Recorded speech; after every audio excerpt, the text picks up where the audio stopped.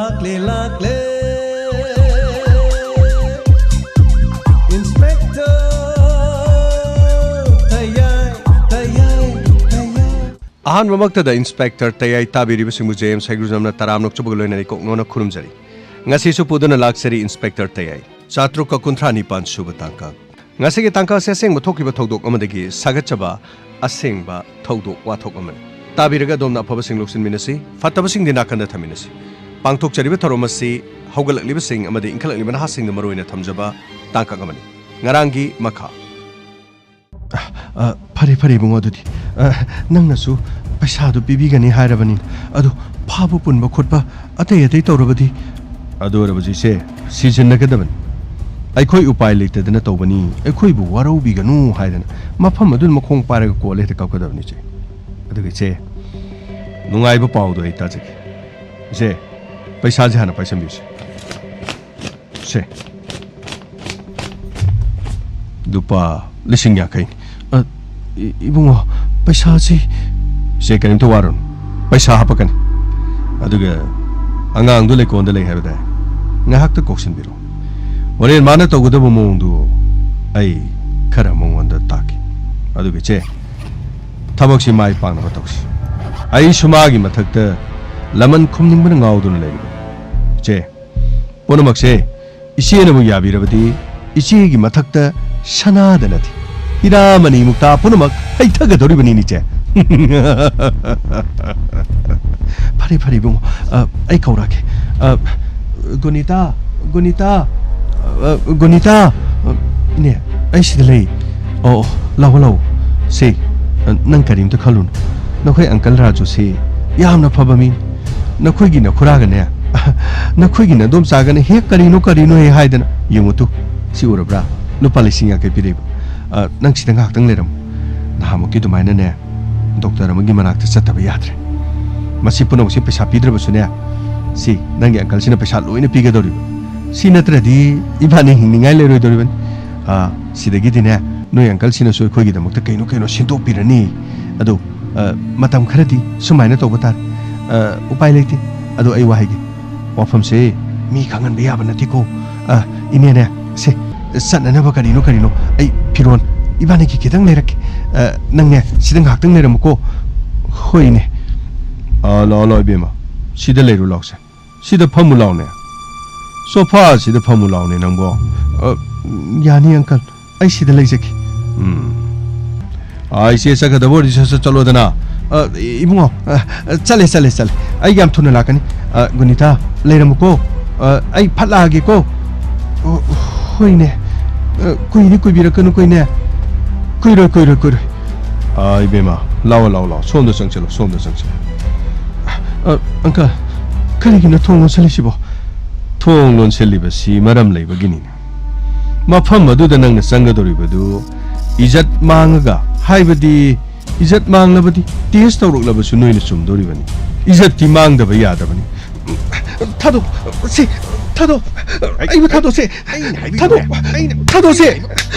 ilune asumna aina halakpa matamdadi gunitabu Razuna ijat mangalaga thamangki amati wapamasi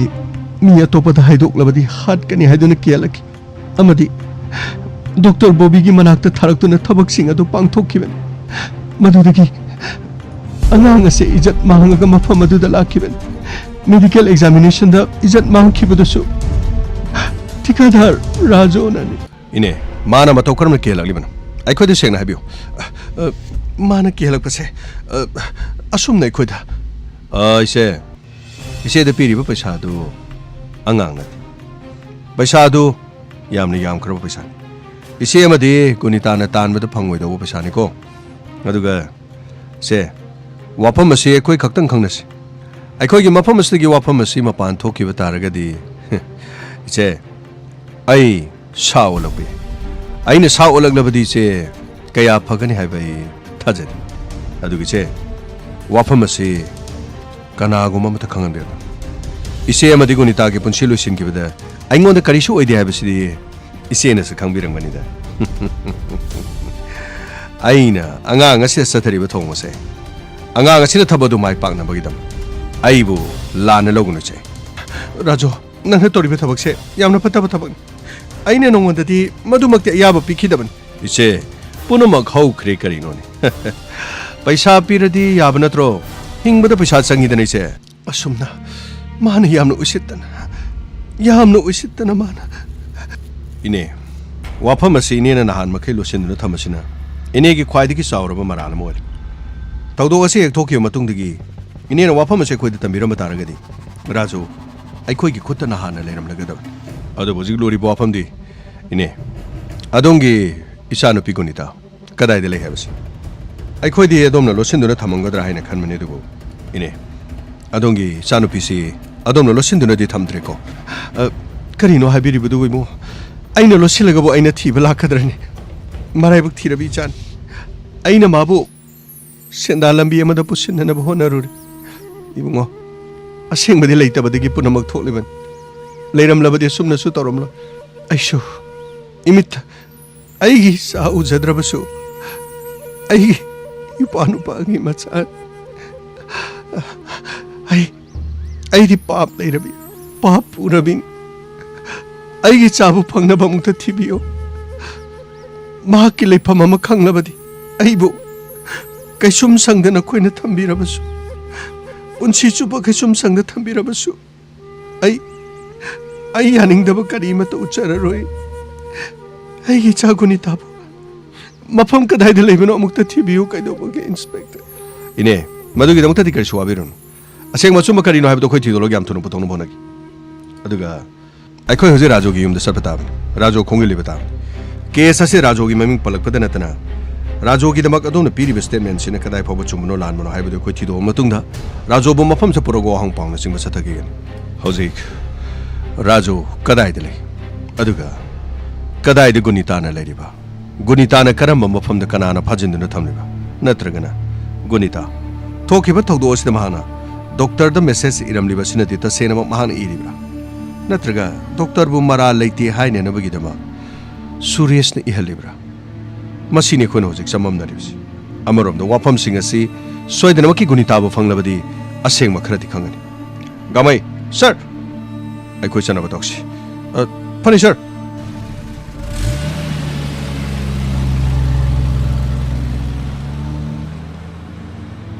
यामुंग लेजाला यामुंग लेबजालो अस हेतु सोंगजला चंगल लोरेदा come on ब्रा ब्रा हाय हाय हाय हाय हाय हाय हाय हाय हाय हाय हाय अश तौरी जिंगुनी नोमगी करिनो आई नाक्सिला कारण मतियम ताद्रदि सुंगा याद्रम असिदनि मी खरन दे द्रुबगे इतोगा इसे नुक्सीदे no मी ngangnaribsi sinane तौरी जिंगुनी मोरेगी लुपा Chamari रे चात्रुक लपीबा speaker उफर मसाजी तौरे न मथुन दे यानजलेर तौरी जिंगुनी आई करिनो ने नंग तौरी दुबो यामो कैदोरगी सिबो से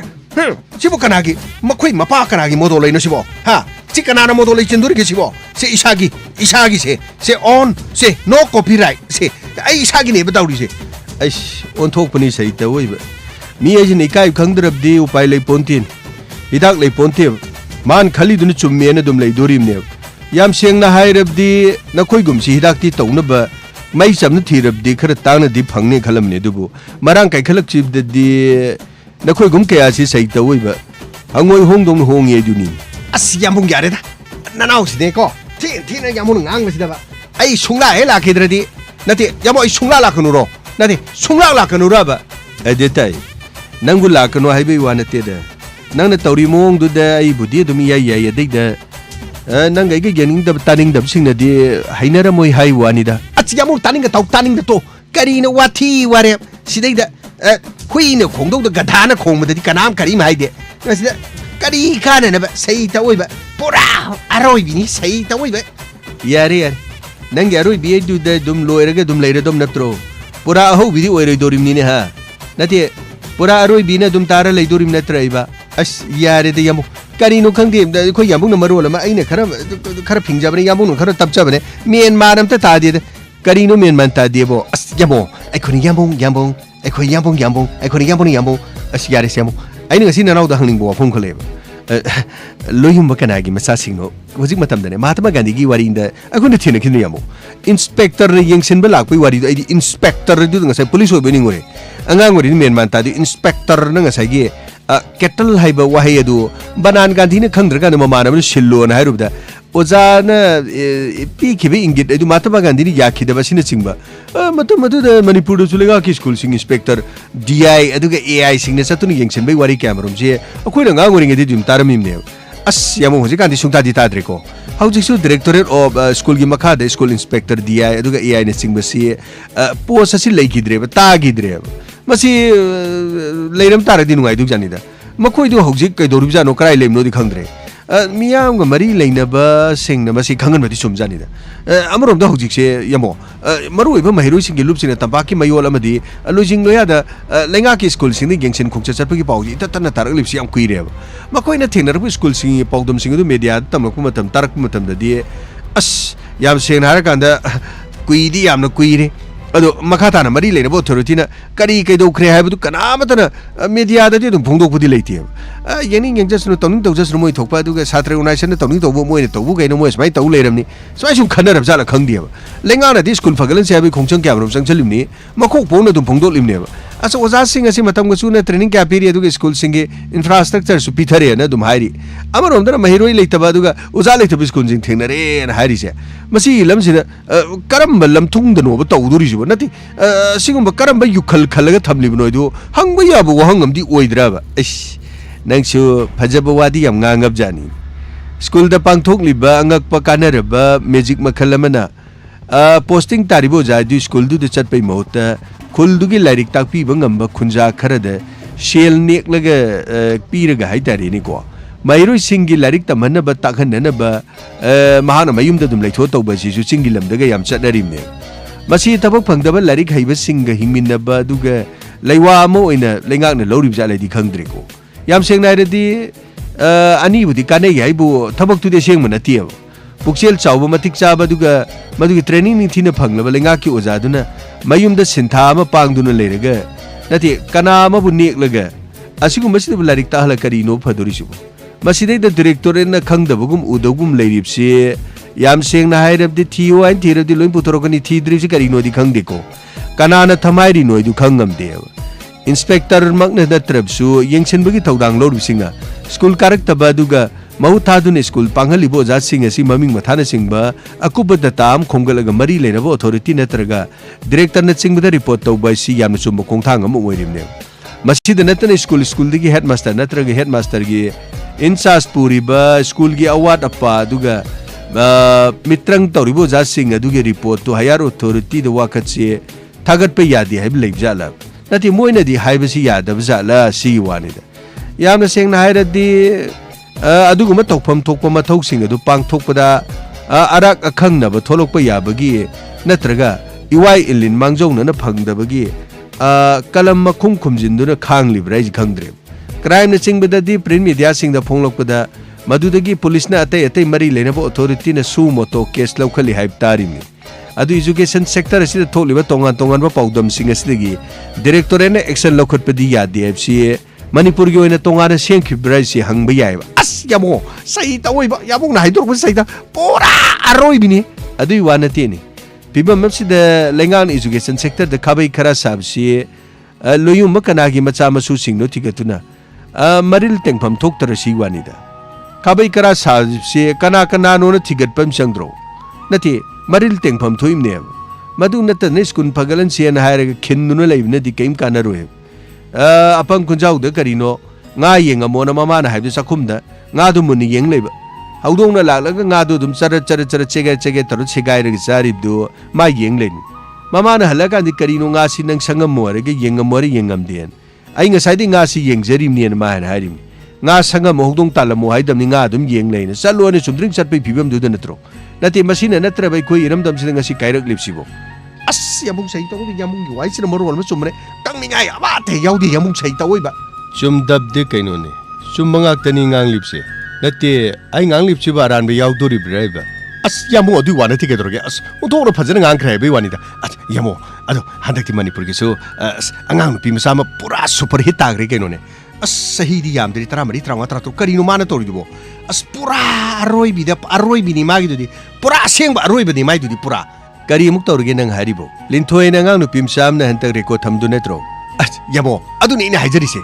manipur se sports ke power house ne na hainari se state asigi sanori singna uthorokpa makhoigi performance na dum lochinduna thamba yadabdagi phanglapa mixer ne haibtai masi khudam haibabu Sarajevo Sathariba Judo World Cadet Championship adu the Manipur gi Laisabi Chahi Taraga Taruklom Tangai bi Linthoi Chanambamna gold medal phangduna Manipur gi mana mixer porok pada netan India gi mixer porok limni aduga Chanambam sagai gi adu mal lerib lamdam dugi puna maisi gi mixer porok limni hai tarin yambung saita oiba sagai ge singkhalakpa lamdam asigi sanurani ga haibu sau thok sabai wani da mana wana hone zarma tamdi kanam khangbi ponti ko adu hojika mana maming si khanga ka na mayam na mabu sonari je yamo aidi khare yam solani masagu masidina inkhat kadabne pikli bi sahi tara tru khak tangari mi mana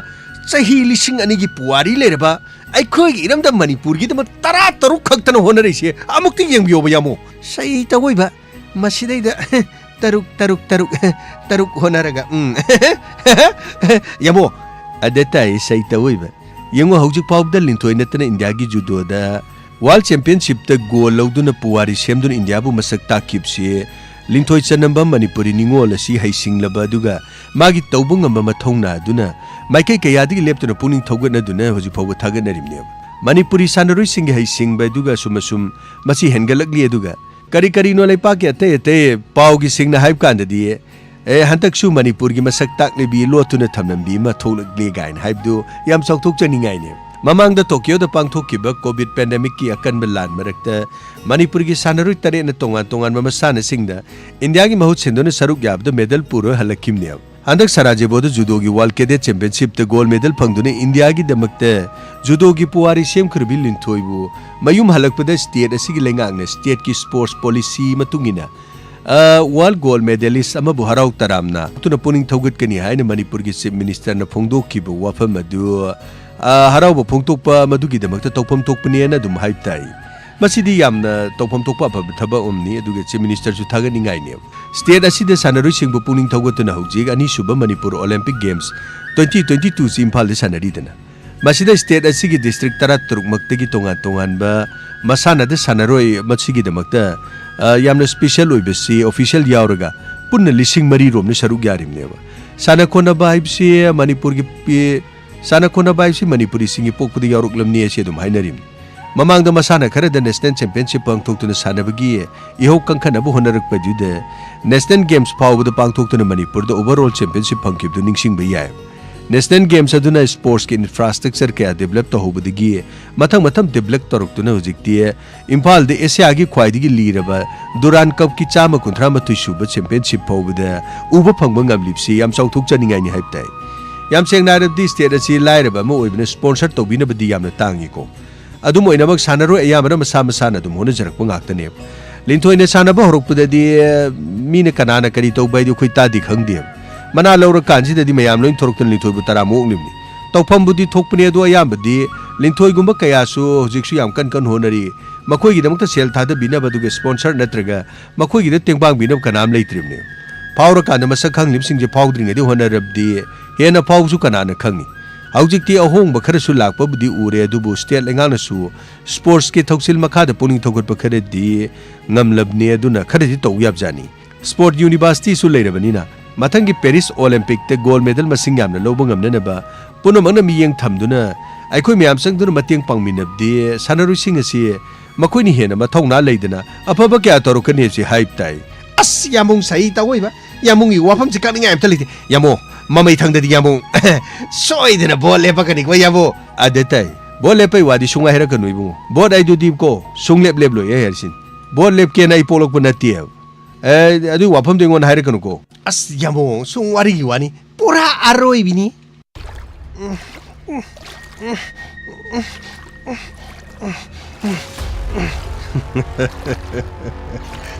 nangna aingodagi kayam kuina lot kadawi nangi mamaldi nangi nani ada ina loina pikrabani aduga aina kawbada nangna lakta aduga aina tawba phone da su nangna pai kari sare Kari thoe hojikti.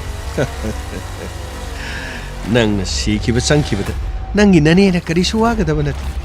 Hojikti nang bo aina.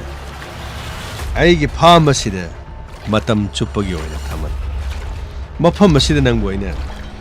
Aigi mi sing na ngak sele bo mafam asida nang bo kama da ning thijana. Solon chilaga thamman. Nangi da maksana chak na pirol saro punama aina phangani. Nang na phangloi do ba haiba bo na khutta phone haiba do di phangla. Nang mafam asida aina nungai na thambigani da.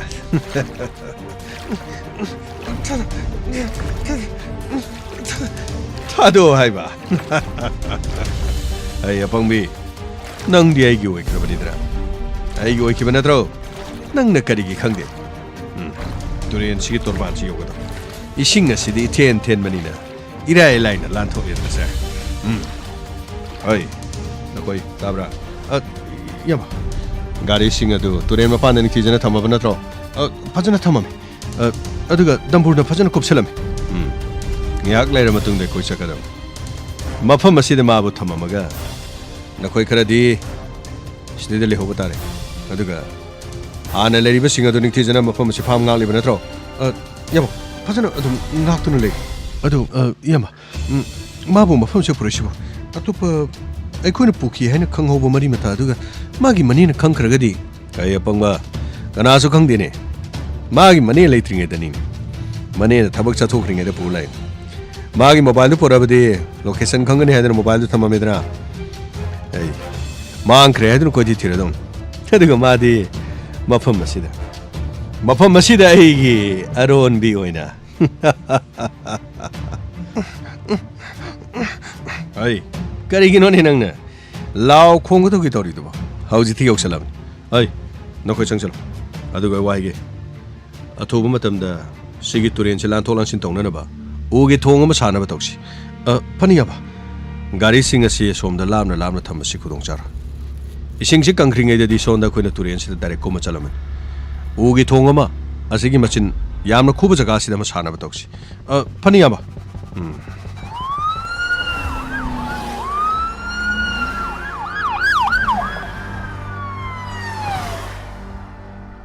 kamu Punisher. Kom daro. Ai, nakoi som side maning dusang daro. Aduga nakoi som side. Yomas lagi sian kiba yabanati. Aduga khoju kholai section pa yo. Arai ba minati. Kamai thong hau. Punisher. Mi kana lege. Khoi police lai amuta thopiro. Kana lai bino yum sibo khoi police ma panda lai amuta thopiro. Kana kari. Oh. Krino somse tikadara jogi nupi oi bibra mani ai tikadara jogi nupi ni oh krino du di masakra ile bino ma le dem to ko to piro khoi wari watai khra taw godam ne khoi sar lai si wari sanaga dab ne ma masadi thabak ama sa thoki noni ni haloi hadan hairam kari gino magi yum sab khotpagi u gumba yot kuma lobagi sumal thika gi pochei lobagi sumal Karino habirisibo adong ipure bina saliba si adom da sengna habiram dabro thaba ma satpa matam da dom da paupi dabra natraga karino dom na chapchaba khambidri bagi maram se ai khoi dadi karigum am to lopi gan sir ai karigum am to lo chati ai na hariba si aseng mani mana chatpa thabak sing di ai ngon da di sengna di haiti aduga phone tawduna hanglaba su karigino haiduna ai ngon da nganga kadaba seira kadaba aduna aidi kahena mongwanda adugumna koi yeng sendna koi papa na duna tobugi thabakse aidi kahena su tawjadaban oh adongi puribina mi halabadi adoma doma kya ga dori bro natraga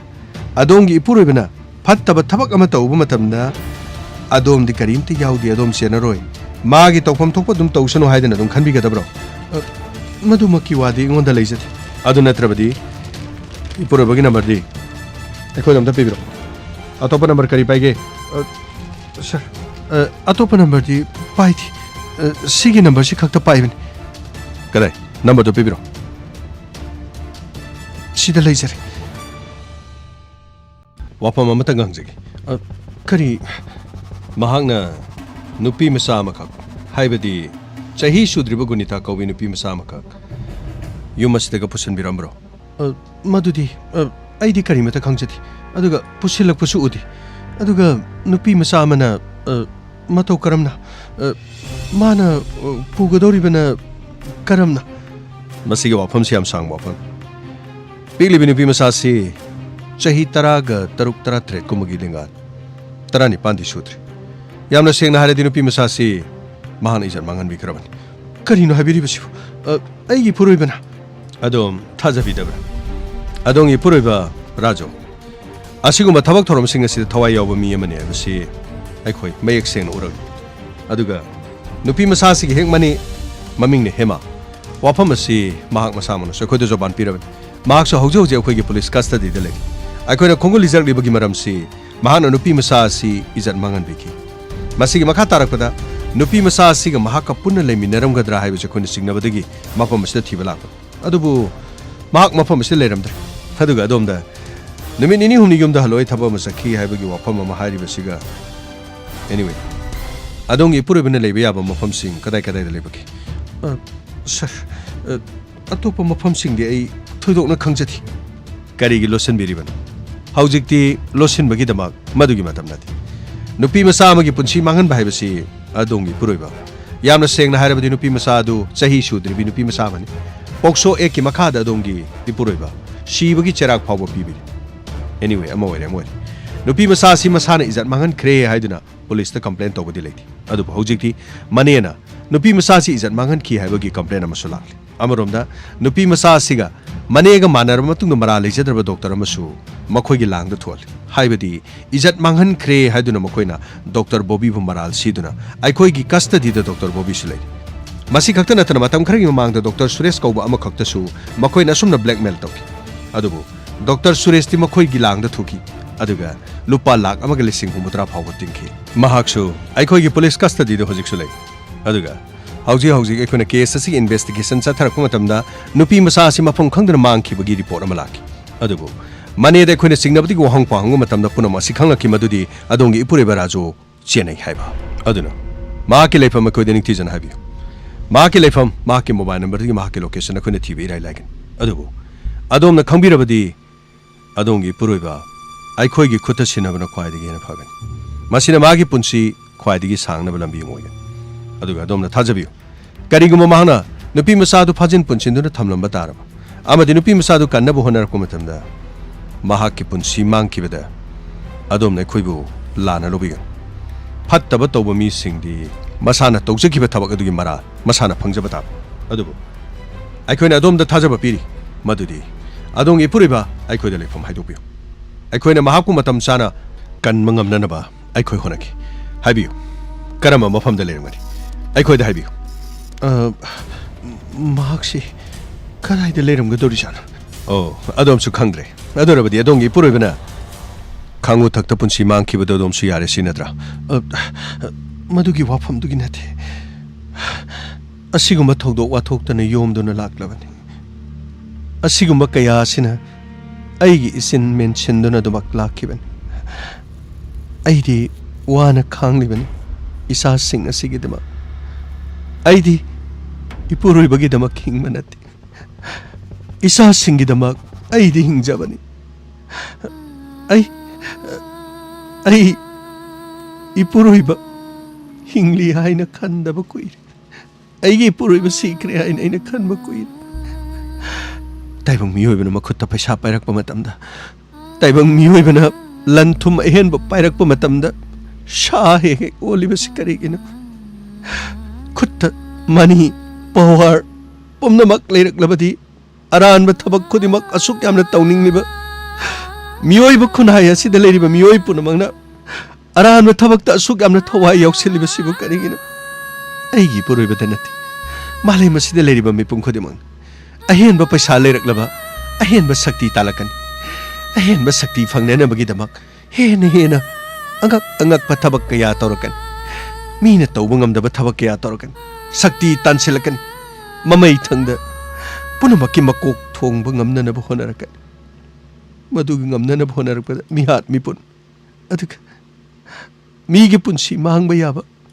ꯊꯃꯣꯏ ꯀꯥꯏꯕ ꯊꯧꯗꯣꯛ ꯋꯥꯊꯣꯛ ꯀꯌꯥ ꯊꯣꯛꯂꯛꯀꯅꯤ ꯄꯨꯝꯅꯃꯛ ꯈꯪꯏ ngasi numit asi lakani haiba inspector se address ni si patient biyo masida ꯑꯩꯈꯣꯏꯒꯤ farm ꯑꯃꯈꯛ ꯂꯩꯕꯅꯤ ꯁꯣꯏꯗꯅꯃꯛꯀꯤ ꯐꯥꯝ ꯑꯁꯤꯗ ꯂꯩꯔꯝꯒꯅꯤ ꯍꯥꯏꯅ ꯈꯜꯂꯤ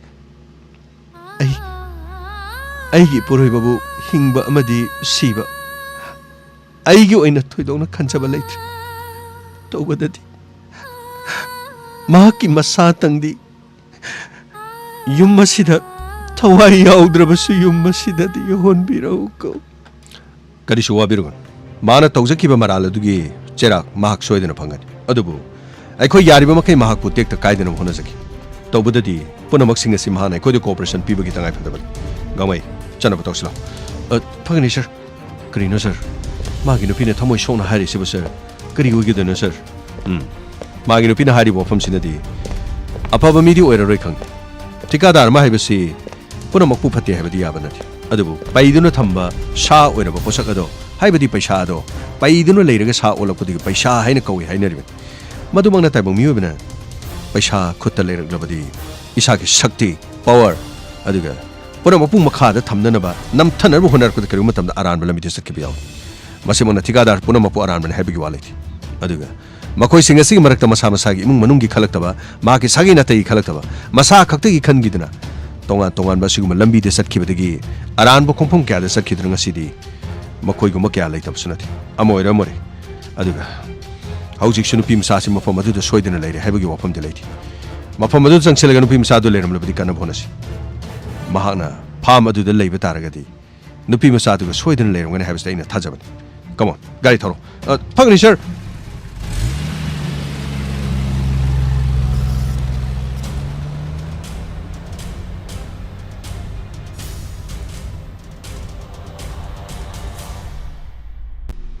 ꯑꯩ ꯁꯣꯝꯗ ꯂꯥꯛꯑꯣ ꯁꯣꯝꯗ ꯅꯈꯣꯏ ꯂꯥꯛꯑꯣꯅꯦ ꯏꯌꯥꯝꯕ ꯀꯔꯤ ꯌꯦꯡꯉꯣꯏ ꯋꯥꯏ ꯃꯐꯝ ꯑꯁꯤꯗ ꯑꯩꯈꯣꯏꯒꯤ ꯃꯤ ꯅꯠꯇꯅ ꯑꯇꯣꯞꯄ ꯃꯤ ꯑꯃꯠꯇ ꯆꯪꯕ ꯌꯥꯗꯦ ꯁꯤ ꯅꯈꯣꯏ ꯈꯪꯉꯦꯗꯅ ꯑꯗꯨꯒꯅꯦ ꯑꯇꯣꯞꯄ ꯁꯤꯡ ꯑꯁꯤꯗ ꯃꯅꯥ ꯃꯁꯤꯡ ꯍꯦꯛꯄ ꯂꯥꯛꯄ ꯁꯤꯡ ꯆꯟꯕ ꯂꯥꯛꯄ ꯄꯨꯝꯅꯃꯛ ꯑꯩꯈꯣꯏꯒꯤ ꯐꯥꯝ ꯑꯁꯤꯗ ꯑꯃꯠꯇ ꯆꯪꯍꯟꯕ ꯌꯥꯕ ꯅꯠꯇꯦ ꯒ꯭ꯌꯥꯟ ꯇꯥꯔꯦꯗꯅ ꯇꯨꯔꯦꯟꯁꯤ ꯑꯃꯠꯇ ꯂꯥꯟꯊꯣꯛꯂꯒ ꯂꯥꯛꯄ ꯌꯥꯕ ꯅꯠꯇꯦꯀꯣ ꯃꯨꯟꯅ ꯅꯤꯡꯊꯤꯖꯅ ꯌꯦꯡꯉꯨ ꯐꯅꯤ ꯏꯌꯥꯝꯕ ꯍꯣꯏ ꯍꯧꯒꯠꯂꯨꯅꯦ ꯍꯧꯒꯠꯂꯨꯅꯦ ꯒꯨꯅꯤꯇꯥ ꯀꯔꯤꯒꯤꯅꯣ ꯑꯩꯕꯨ ꯃꯐꯝ ꯑꯁꯤꯗ ꯐꯥꯗꯨꯅ ꯄꯨꯕꯤꯔꯛꯏꯁꯤ ꯀꯔꯤꯒꯤꯅꯣ ꯍꯥꯏꯕ ꯍꯣꯏ ꯅꯪꯕꯨ ꯐꯥꯗꯨꯅ ꯄꯨꯔꯛꯄ ꯅꯠꯇꯦꯅꯦ ꯅꯪꯕꯨ ꯑꯩꯅ ꯃꯃꯜ ꯄꯤꯔꯒ ꯃꯐꯝ ꯑꯁꯤꯗ ꯄꯨꯔꯛꯄꯅꯤ ꯅꯪꯒꯤ ꯅꯅꯦꯅ ꯂꯧꯈꯤꯕ ꯄꯩꯁꯥꯗꯨ ꯑꯉꯥꯡ ꯅꯠꯇꯦꯅꯦ ꯍꯣꯏ ꯉꯁꯤꯗꯒꯤꯗꯤ ꯃꯐꯝ ꯑꯁꯤꯗ ꯅꯨꯡꯉꯥꯏꯅ ꯂꯩꯔꯒꯗꯕ ꯑꯗꯨꯒꯅꯦ ꯃꯇꯨꯡ ꯃꯅꯥꯎ ꯅꯪꯕꯨ ꯑꯃꯨꯛ ꯍꯟꯅ ꯐꯥꯗꯣꯛ ꯐꯥꯖꯤꯟ ꯀꯔꯤꯒꯨꯝꯕ ꯑꯃꯠꯇ ꯆꯠꯊꯒꯗꯕ ꯂꯩꯇ꯭ꯔꯕꯅꯤ ꯌꯦꯡꯉꯣꯏ ꯁꯤꯗꯒꯤꯗꯤ ꯅꯅꯤꯡ ꯇꯧꯅ ꯂꯩꯔꯒꯗꯕꯅꯤ ꯃꯐꯝ ꯑꯁꯦ ꯅꯪꯒꯤꯅꯤ ꯑꯩꯅ ꯅꯪꯒꯤꯗꯃꯛꯇ ꯁꯦꯝ ꯁꯥꯗꯨꯅ ꯊꯝꯂꯤ ꯎꯔꯕ꯭ꯔꯥ ꯅꯅꯥꯏꯅ ꯁꯦꯜ ꯂꯩꯔꯤꯕ ꯃꯌꯥꯝꯁꯤ ꯎꯔꯦꯗꯅ ꯑꯃꯠꯇ ꯑꯋꯥꯠꯄ ꯂꯩꯇꯅ ꯑꯩꯅ ꯅꯪꯒꯤ ꯅꯤꯡꯕ ꯊꯨꯡꯅꯅꯕ ꯍꯣꯠꯅꯒꯗꯧꯔꯤꯕ ꯒ꯭ꯌꯥꯟ ꯇꯥꯔꯦꯗꯅ ꯑꯗꯨꯒ ꯑꯩ ꯋꯥꯍꯩ ꯃꯐꯝ ꯑꯁꯤꯗꯒꯤ ꯅꯪꯅ ꯀꯔꯤꯒꯨꯝꯕ ꯆꯦꯟꯒꯦ ꯍꯥꯏꯅ ꯈꯜꯂꯕ ꯌꯦꯡꯉꯣ ꯇꯦꯕꯜ ꯃꯊꯛ ꯑꯁꯤꯗ ꯂꯩꯔꯤꯕ ꯊꯥꯡ ꯑꯁꯤ ꯎꯔꯕ꯭ꯔꯥ ꯃꯁꯤꯅ ꯅꯪꯒꯤ ꯅꯉꯛꯁꯝꯗ ꯁꯠ ꯂꯦꯟꯕ ꯃꯇꯝꯗ ꯅꯪꯒꯤ ꯄꯨꯟꯁꯤ ꯂꯣꯏ ꯑꯩ ꯋꯥꯍꯩꯒꯦ ꯇꯦꯕꯜ ꯃꯊꯛꯁꯤꯗ ꯂꯩꯔꯤꯕ ꯍꯩ ꯔꯥꯁꯤꯡ ꯑꯁꯤ ꯆꯥꯗꯅ ꯕ꯭ꯔꯦꯛꯐꯥꯁꯇꯨ ꯆꯥꯁꯜꯂꯨ ꯃꯐꯝ ꯑꯁꯤꯗ ꯀꯅꯥꯁꯨ ꯅꯪꯕꯨ ꯊꯤꯕꯤꯅꯕ ꯂꯥꯛꯑꯣ ꯅꯪꯒꯤꯗꯃꯛꯇ ꯀꯅꯥꯅꯁꯨ ꯈꯣꯡꯒꯨꯜꯂꯤꯔꯣ ꯒ꯭ꯌꯥꯟ ꯇꯥꯕ꯭ꯔꯥ ꯑꯩ ꯋꯥꯍꯩꯒꯦ ꯇꯥꯎ ꯅꯪ ꯑꯩꯒꯤꯅꯤ ꯁꯨꯝꯅꯇꯒꯤ ꯑꯩꯒꯤ ꯀꯅꯥꯃꯇꯒꯤ ꯅꯠꯇꯦꯀꯣ ꯑꯩ ꯕꯥꯠꯔꯨꯝꯗ ꯆꯪꯉꯨꯈꯤ ꯑꯩ ꯊꯣꯛꯂꯛꯄꯒ ꯅꯪꯒ ꯋꯥꯔꯤ ꯁꯥꯟꯅꯒꯗꯕ ꯂꯩꯀꯣ ꯁꯔ ꯑꯁ ꯀꯔꯤꯅꯣ ꯇꯧꯕꯁꯤꯕꯣ ꯍꯟꯗꯛ ꯃꯔꯛꯁꯤꯗꯤ ꯀꯔꯤꯅꯣ ꯎꯆꯦꯛ ꯋꯥꯌꯥꯒꯤ ꯖꯪꯒꯜ ꯇꯨꯡꯒꯜꯒꯤ ꯃꯔꯛꯇ ꯃꯦꯟ ꯃꯥꯟ ꯇꯥꯗꯦꯗ ꯁꯔ ꯑꯁ ꯀꯔꯤꯅꯣ ꯇꯧꯕꯁꯤ ꯑꯁ ꯀꯔꯤꯅꯣ ꯎꯆꯦꯛꯁꯤꯡꯁꯤꯅ ꯅꯣꯛꯂꯤꯔ ꯀꯔꯤꯅꯣ ꯃꯦꯟ ꯃꯥꯟ ꯇꯥꯗꯦ ꯑꯩꯒ ꯃꯈꯣꯏꯒꯁꯦ ꯏꯆꯥꯟ ꯆꯥꯟꯅꯗꯕꯒꯨꯝ ꯇꯧꯏ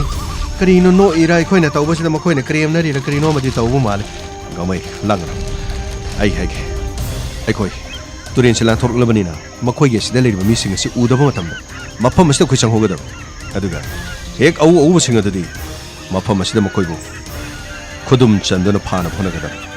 ꯃꯤ ꯉꯥꯛꯇꯨꯅ ꯊꯝꯂꯤꯕꯁꯤꯅꯗꯤ ꯁꯣꯏꯗꯅꯃꯛꯀꯤ ꯃꯍꯥꯛ ꯃꯐꯝ ꯑꯁꯤꯗ ꯂꯩꯔꯝꯒꯅꯤ ꯆꯦꯛꯁꯤꯜꯂꯨ ꯁꯔ अदुदी नोंमै कापदि यागद्रा सर नोंमै काप यागद्रा कापदनिने नंना खलिसे अैना हाइरक्प मतम मदुदा कापकदबनि अदुबु ब्लैंक फेयर कीननबा मखुद पाइरिबु खुलाइदु मखादा थमदनबा मी हानरबा नथिको सर यारगदि कापनबसु अदुम ऑर्डर तौबिरोको सर नुपी मसा हौगलोने करिनोने नंना अदुम लैरिदुबो अैना नंबु मफम मसिदा रानीगुमना थमगनि हाइबसि नंग तादिने हा हौगलोने से हौगलोने अैबु नंना मफम मसिदा करिगिदमक साना पोटको या केनो सिदे थांग नंग अैबु इज्जत मंगन खिबगिलमन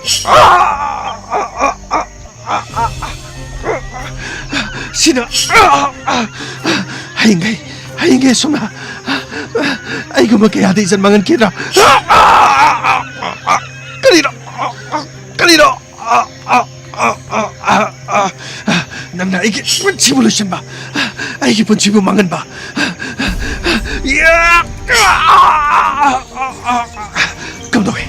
कमदोवे मफम अदुदा नंग सिजहरो नंग आदा नुबी मसा सेथोरे गुनिता से अतले से सोइदरोगने असे सेथोरे नंग चेगिनो सर कापगी ऑर्डर दिपिरोनि सर कापनिंग मन सिरिने सर गामै पानी पालंगनो फायर नखु चेलो बदर थाइ मागरे नुबी मसा सोमदलो गामै चेलो सर नातंग कापकी के सर चलो गामै सर यारे मखोनी खतनी सीजफायर गामै सीजफायर सर लो नुपी मसा सोमदलो करिगिनो नन्ना किरिदु करिगिनो नंगु टेक्ता कायदना मफम से खोइना पुगदर लो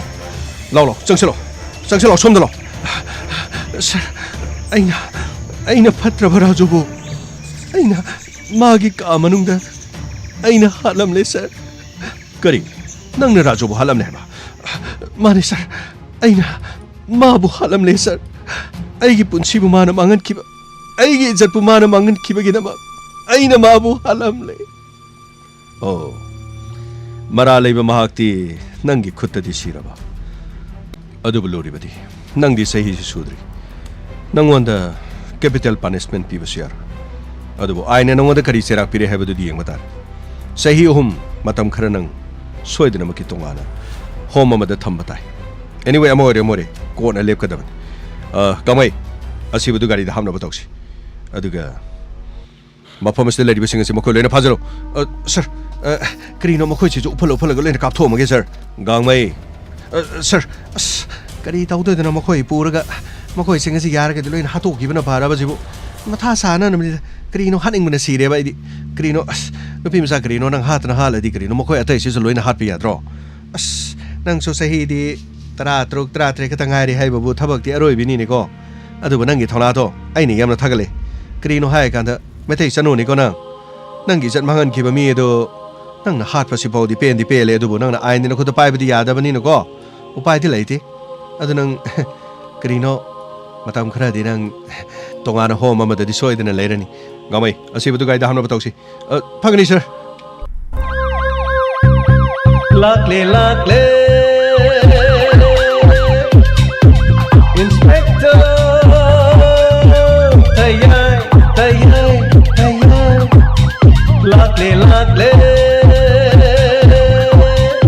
लागले इंस्पेक्टर तैयार उठनबा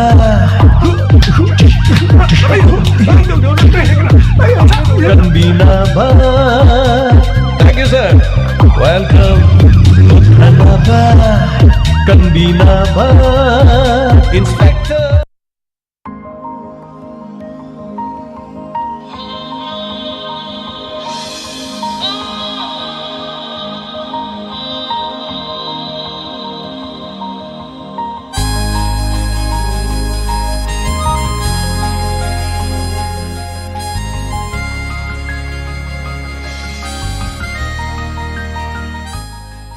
Hana na thaga charinga sigi Inspector Tayai. Satruka kontraga nipan suba tangkak tabiri besi. Ngasigi tangkak tabiri gadom na bibirak pa feedback amade comment khara pathok chuba gi tanja ju logjigi. Loina na ngasigi birthday tariba nuksiraba. Icha Pibarel Maitei Sorokaibam Bedarjit Loina na Sorokaibam Omi Naubi Naurem Thong Samusang Uku many happy returns of the day nungai rabai pok no beda sigi dama yaik phaba bijari punsi na da yek taba punsi nung sangba aduga palem pataugi seba matom lo na tobung amba mapari ma oirashanu haina nizari loina na Lanchenbi Namairafam Datarop Leo and Premita Wangkai Ningtem Pukrimapal many happy returns of the day Nungairaba Vichasigi Birthday ke damakta su yai famangol Pizari Punsi nung sangba Palem pataugi Seba matom lom na tobong amba Aduga Afaba yai faba Wairashanu Nada yektaba Punsi nung sangba Asigum laba mapong numidasi masing lakam dana Pangtok pangamba Wairashanu haina Taibang mapugi mapamda nizari Lain nga sige tangkak tabi raga pibirak pa feedback comment kitang patok sagi.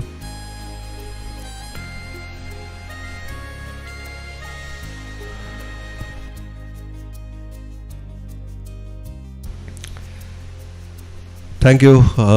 What is it? Loisan magi matang sige kitang di thu grabani nga sagi. Adubu wari jima pung pana loisan na bohon na bada. Thank you so much tagachari hana. Police na halam labadi fagadabani na tapire yes police na hat padu adubu police na hat tana dum laire hat tana dum lairamne Jim Lee. Thank you so much ngasi wari yamna nungai jai na tapire kaisam Ranjan Nirmala Sagul Sem yam pamui loi kre na tapire thank you so much aduga Bidyarani toksom thongna phabi gunita na tapire Suras Naurem Tagachari Asi wari sigi matek ama haitare sina hayengi episode yaurani masi matangdi yaw daba yararoi wari sigi ngasi lotion daba wari sigi paring haijaba tare aduna hayeng matek ama hapsarage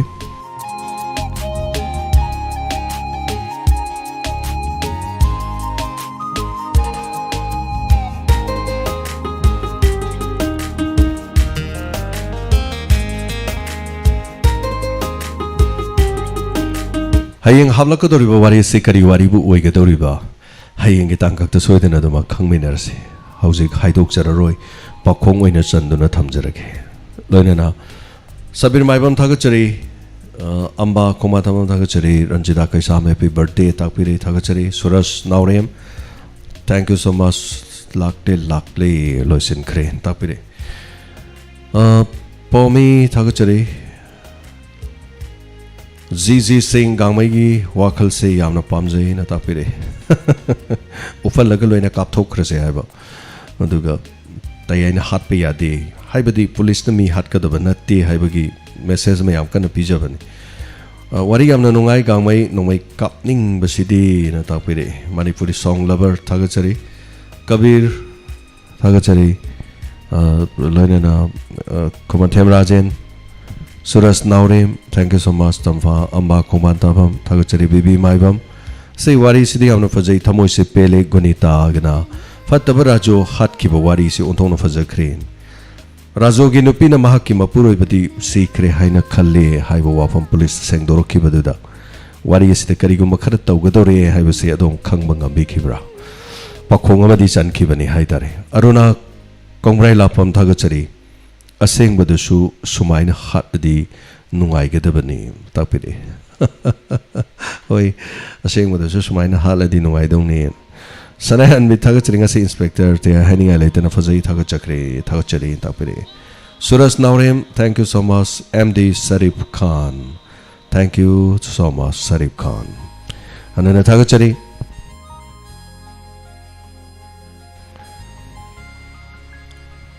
Bibi Maibam once again amugana Thagachari punsibadai mantibi Thagachari happy born day both of you na tapirokpa Sunita Devi Thagachari ngasigi tangkak se tabada akiba poi ichanupi pokpase na tapiri hoi sonita warisi ngasigi makok haitare ngarang nahan numit humni digi muk tabiragadi amuk hena haitare warisi gi khangbiramagani tabiramdragadi soidena su tabiyu aduga thagachari tapirakpa tabiramgadabadi male aduga achummani kariguma mama mapa leitraba machanupi ama khana makhura matonda tangjaraga hingba matamda kayamuk yamna awaba oigadagi makhoi gi punchida kari thokadagi aduga aduma thokpa thodok ama khakni aduga mahak chahi di sudri chahi sudabanina mi halabasu capital punishment di fangoi aduga masina sahi sudri basingna mi hatkadabani haibadi nati maramdi mi haluragasu mahak jail da leitragasu mahaki punsi dudi haitare mirot oina leiba tabani samna haijarabada nirbhaya gi case te yaukiba chahi taraga nipan sudaba nupa masado mahak haujiksu india gi mafam amada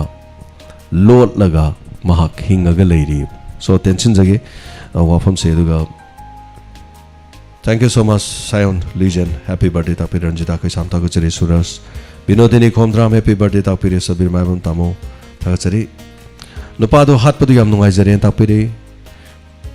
chite kondok jam ta chiri hat ki basina fareda ta pire sograpam riturani yamna pele hat pase na ta pire anyway nupi machaduna ngasai ge table mathak da thang ma lebdi yam eji yamna live mong da haitare hai ga du charamune nang siler mai bathroom changu ge ga hairaga leiring do thang du pairaga lummaga bathroom dagi tholok matam da thang duna nang na igi punsiba manghan khiba nang na aibu na haida nang ngasai gi laman khumane haitare madudagi chanthorok pada thongjen da leirama singdana mabu khamna bhona da police na hana lumduna leirabani na nupi masa chen thorok libadu soktana bhona raga chen thorok liba singdu nomaina kapaga makoi bu fabani wari haibabu swaidani aduga makha dana hayeng amu hapcharagi ibem chalai ma ten tha tha chari aduga druba itogi wari haninga ita nungai jen tapedi druba itogi wari message ngasigi amna arui ba wari amani haijabatare linthoi ngambi chanambamgi wari su yauri aduga akhina sengwachari ba issue du mayam kari phaubi mayamna phaubi ro khalon lokshin view so thank you so much konsum bimalang si wari nungai jena ta peri rk tapasna risania trilok chan laisram thagachari tumage yara bro ne adong ya pamani madubu tum thokpiu kaisu kai ba leite tumdrabadi beratani md ayazudin thagachari gunithagi thauna thagachari na maibam prakash thagachari sir rajobu hat pasidi nungai jai aduga court yaukrabadi masine na phare na ta pari sujata singh thagachari bimala naurem ngasi wari amna nungai jai na ta pari sukumar pangabam thagachari tayai tampa chal thoibiga khare yau se na ta pari oi romantic oi ba wari singh ni sukumar arai badi oite hekta mo pangap ta hapchan basu hete yadaba haitare kok amna changi aduga wari ma tawkhrabani wari dugi marakte hekta hapchan basu yati makoi gi damak tongana wari ibam changi aduga khara lui haitare aduna tangkak ta mate adum ya honjarake suras naurem thagachari am nungai jai risania arun takhlem am thagachari so thank you so much sauba haubam tabinaba mi sing wate ninghan nabigano yamna pamna tariba singi khamiraga hotnabiyu ibiyu libiyu ngaijaramge 12 pm chawba hawam thagachari yariba makhaidi adum taramathoi makhai swaida adum honajarake haujik se khoi studio sema saba duga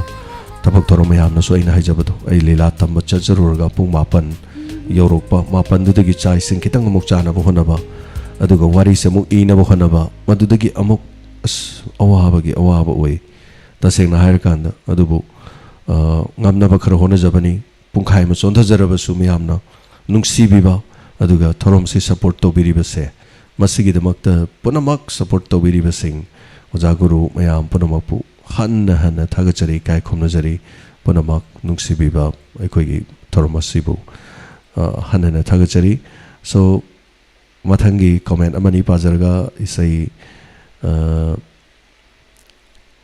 amani mo khongjagi thagachari hana thengma fawda tabiri basing loina nam puja kuman yam tele na tabire puja yamna tenmadi oidi oikhidabane ngasigi se adum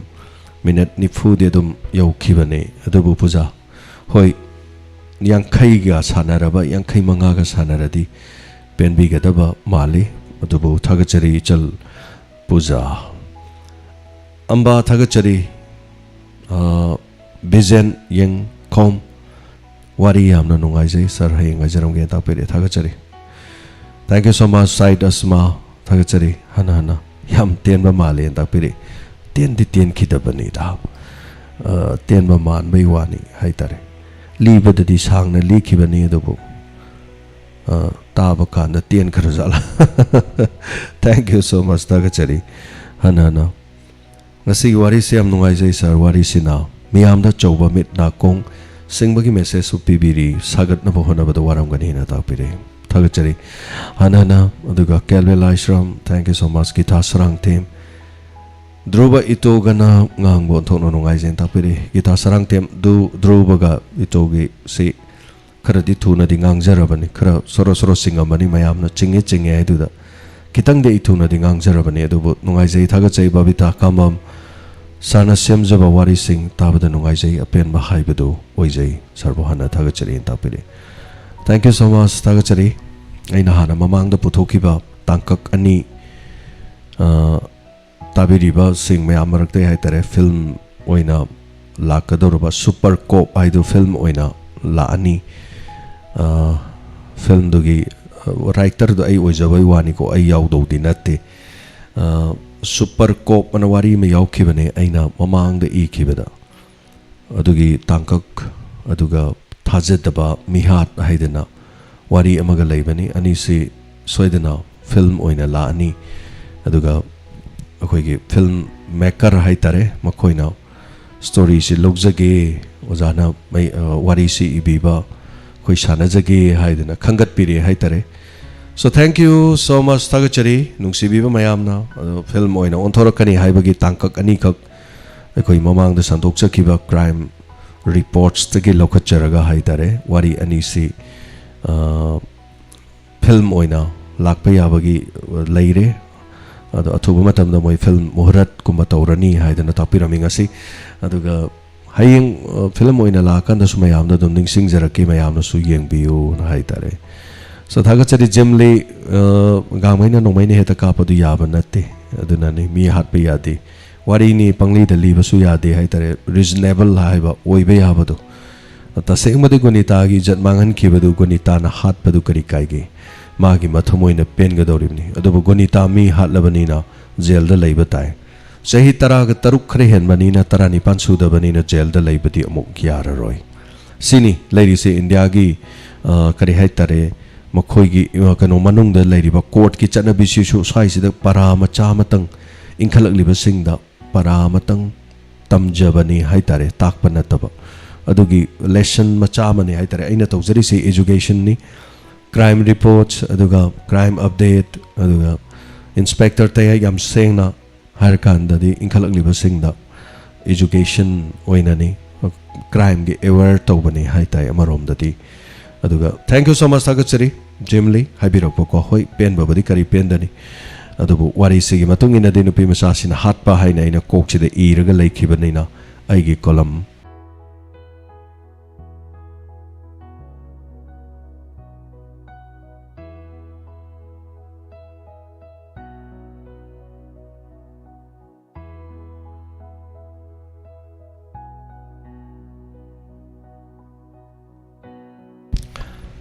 mayam live se tatlure mogya birabra mayam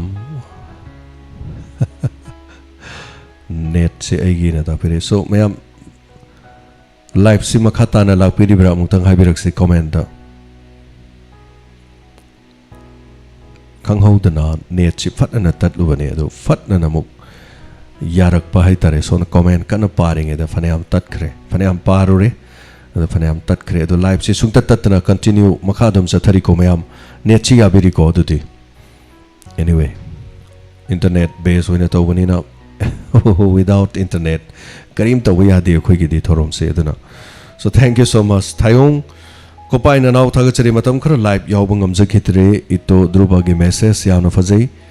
gunita mani makhoina tawbana makhoina phangba tabani aina tawna ina phangba tabani sir rajogi nupi achumani gangmai achumani tapere thank you so much thagachari yam ngai jai ta phat tat luraga so net chi amuk yam thuna phatna recover amuk tawki restore torkhre hai tare so thank you so much tian maitai mono dialogue play di sir gomba take kana later tian maitai thank you so much say now brother na ibu he thagat pi base lam yauna thagat pi thank you so much thagachari amba khongban tabam thank you so much thagachari net che amuk ti irang hoge tawi amuk down fat chali amuk fat haigali fat amuk tawi ai yaraga adum tawjarage yadre Romesh Laisram thagachari Sir James Peling asigi tangka asuki matik phajaki thikadar du maral na mapunsi loikre mathangi tangkak te hena maimit oigedaba tangkak ama shembira u na tapiri yes mathangi tangkak kari lakadage haibadu yemina se anoba tangkak aduga khajik tang dinga sigi tangkak se walhoba ai ngasai nang dabane ai gi koktadi ngasi se 50 minute ko masemaga pura loisan ge na khanjabane aduba ya khidre ai ngasai thorom sida haitare khudong chadaba adum khara hekta thoi masina maramorega warobiroi taseng mading ngasi se pura loisin gadabane ada kitang wala hore sina hayenguma tawjarak pa yabre yengjage yadraga na adum anobam dai hauroga lor so thank you so much thagachari hanana chawba hawbam message manaba mayam ibirei thank you Romesh thank you hanana thagachari Sabir Ranjida Kaisa ibe thopam Druba itogase yamna nungai tapiri hoi makhoi ani se karimta natre makhoi ni se khoigi mayamda message kharga pinabagi pananabagi tangkak oina matam kharagi dum yauraga leire aduga issue kharga base tawbase khoina khara sum hapna bo hona jabada haitare adu mata moisu wari adum yahonjarake samna harabada khoigi ahal oirabi imama makhoina kankiba aduga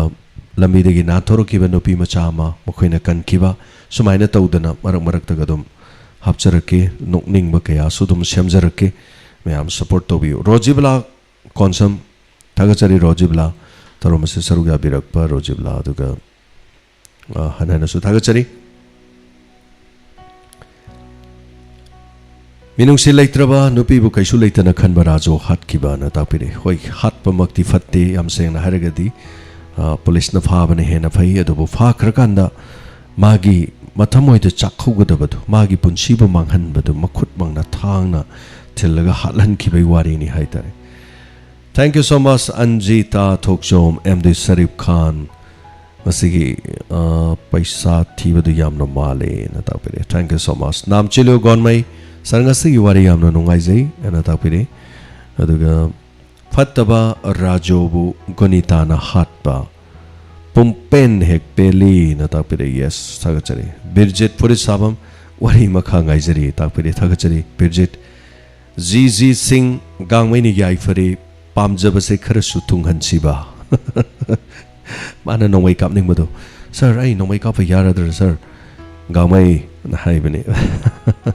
sir yaraga di kari noma khoi je pulap uphalaga nomai na kapa hato siba sir gangmai na haibani thank you so much thagachari Amir Ali Aribam thank you so much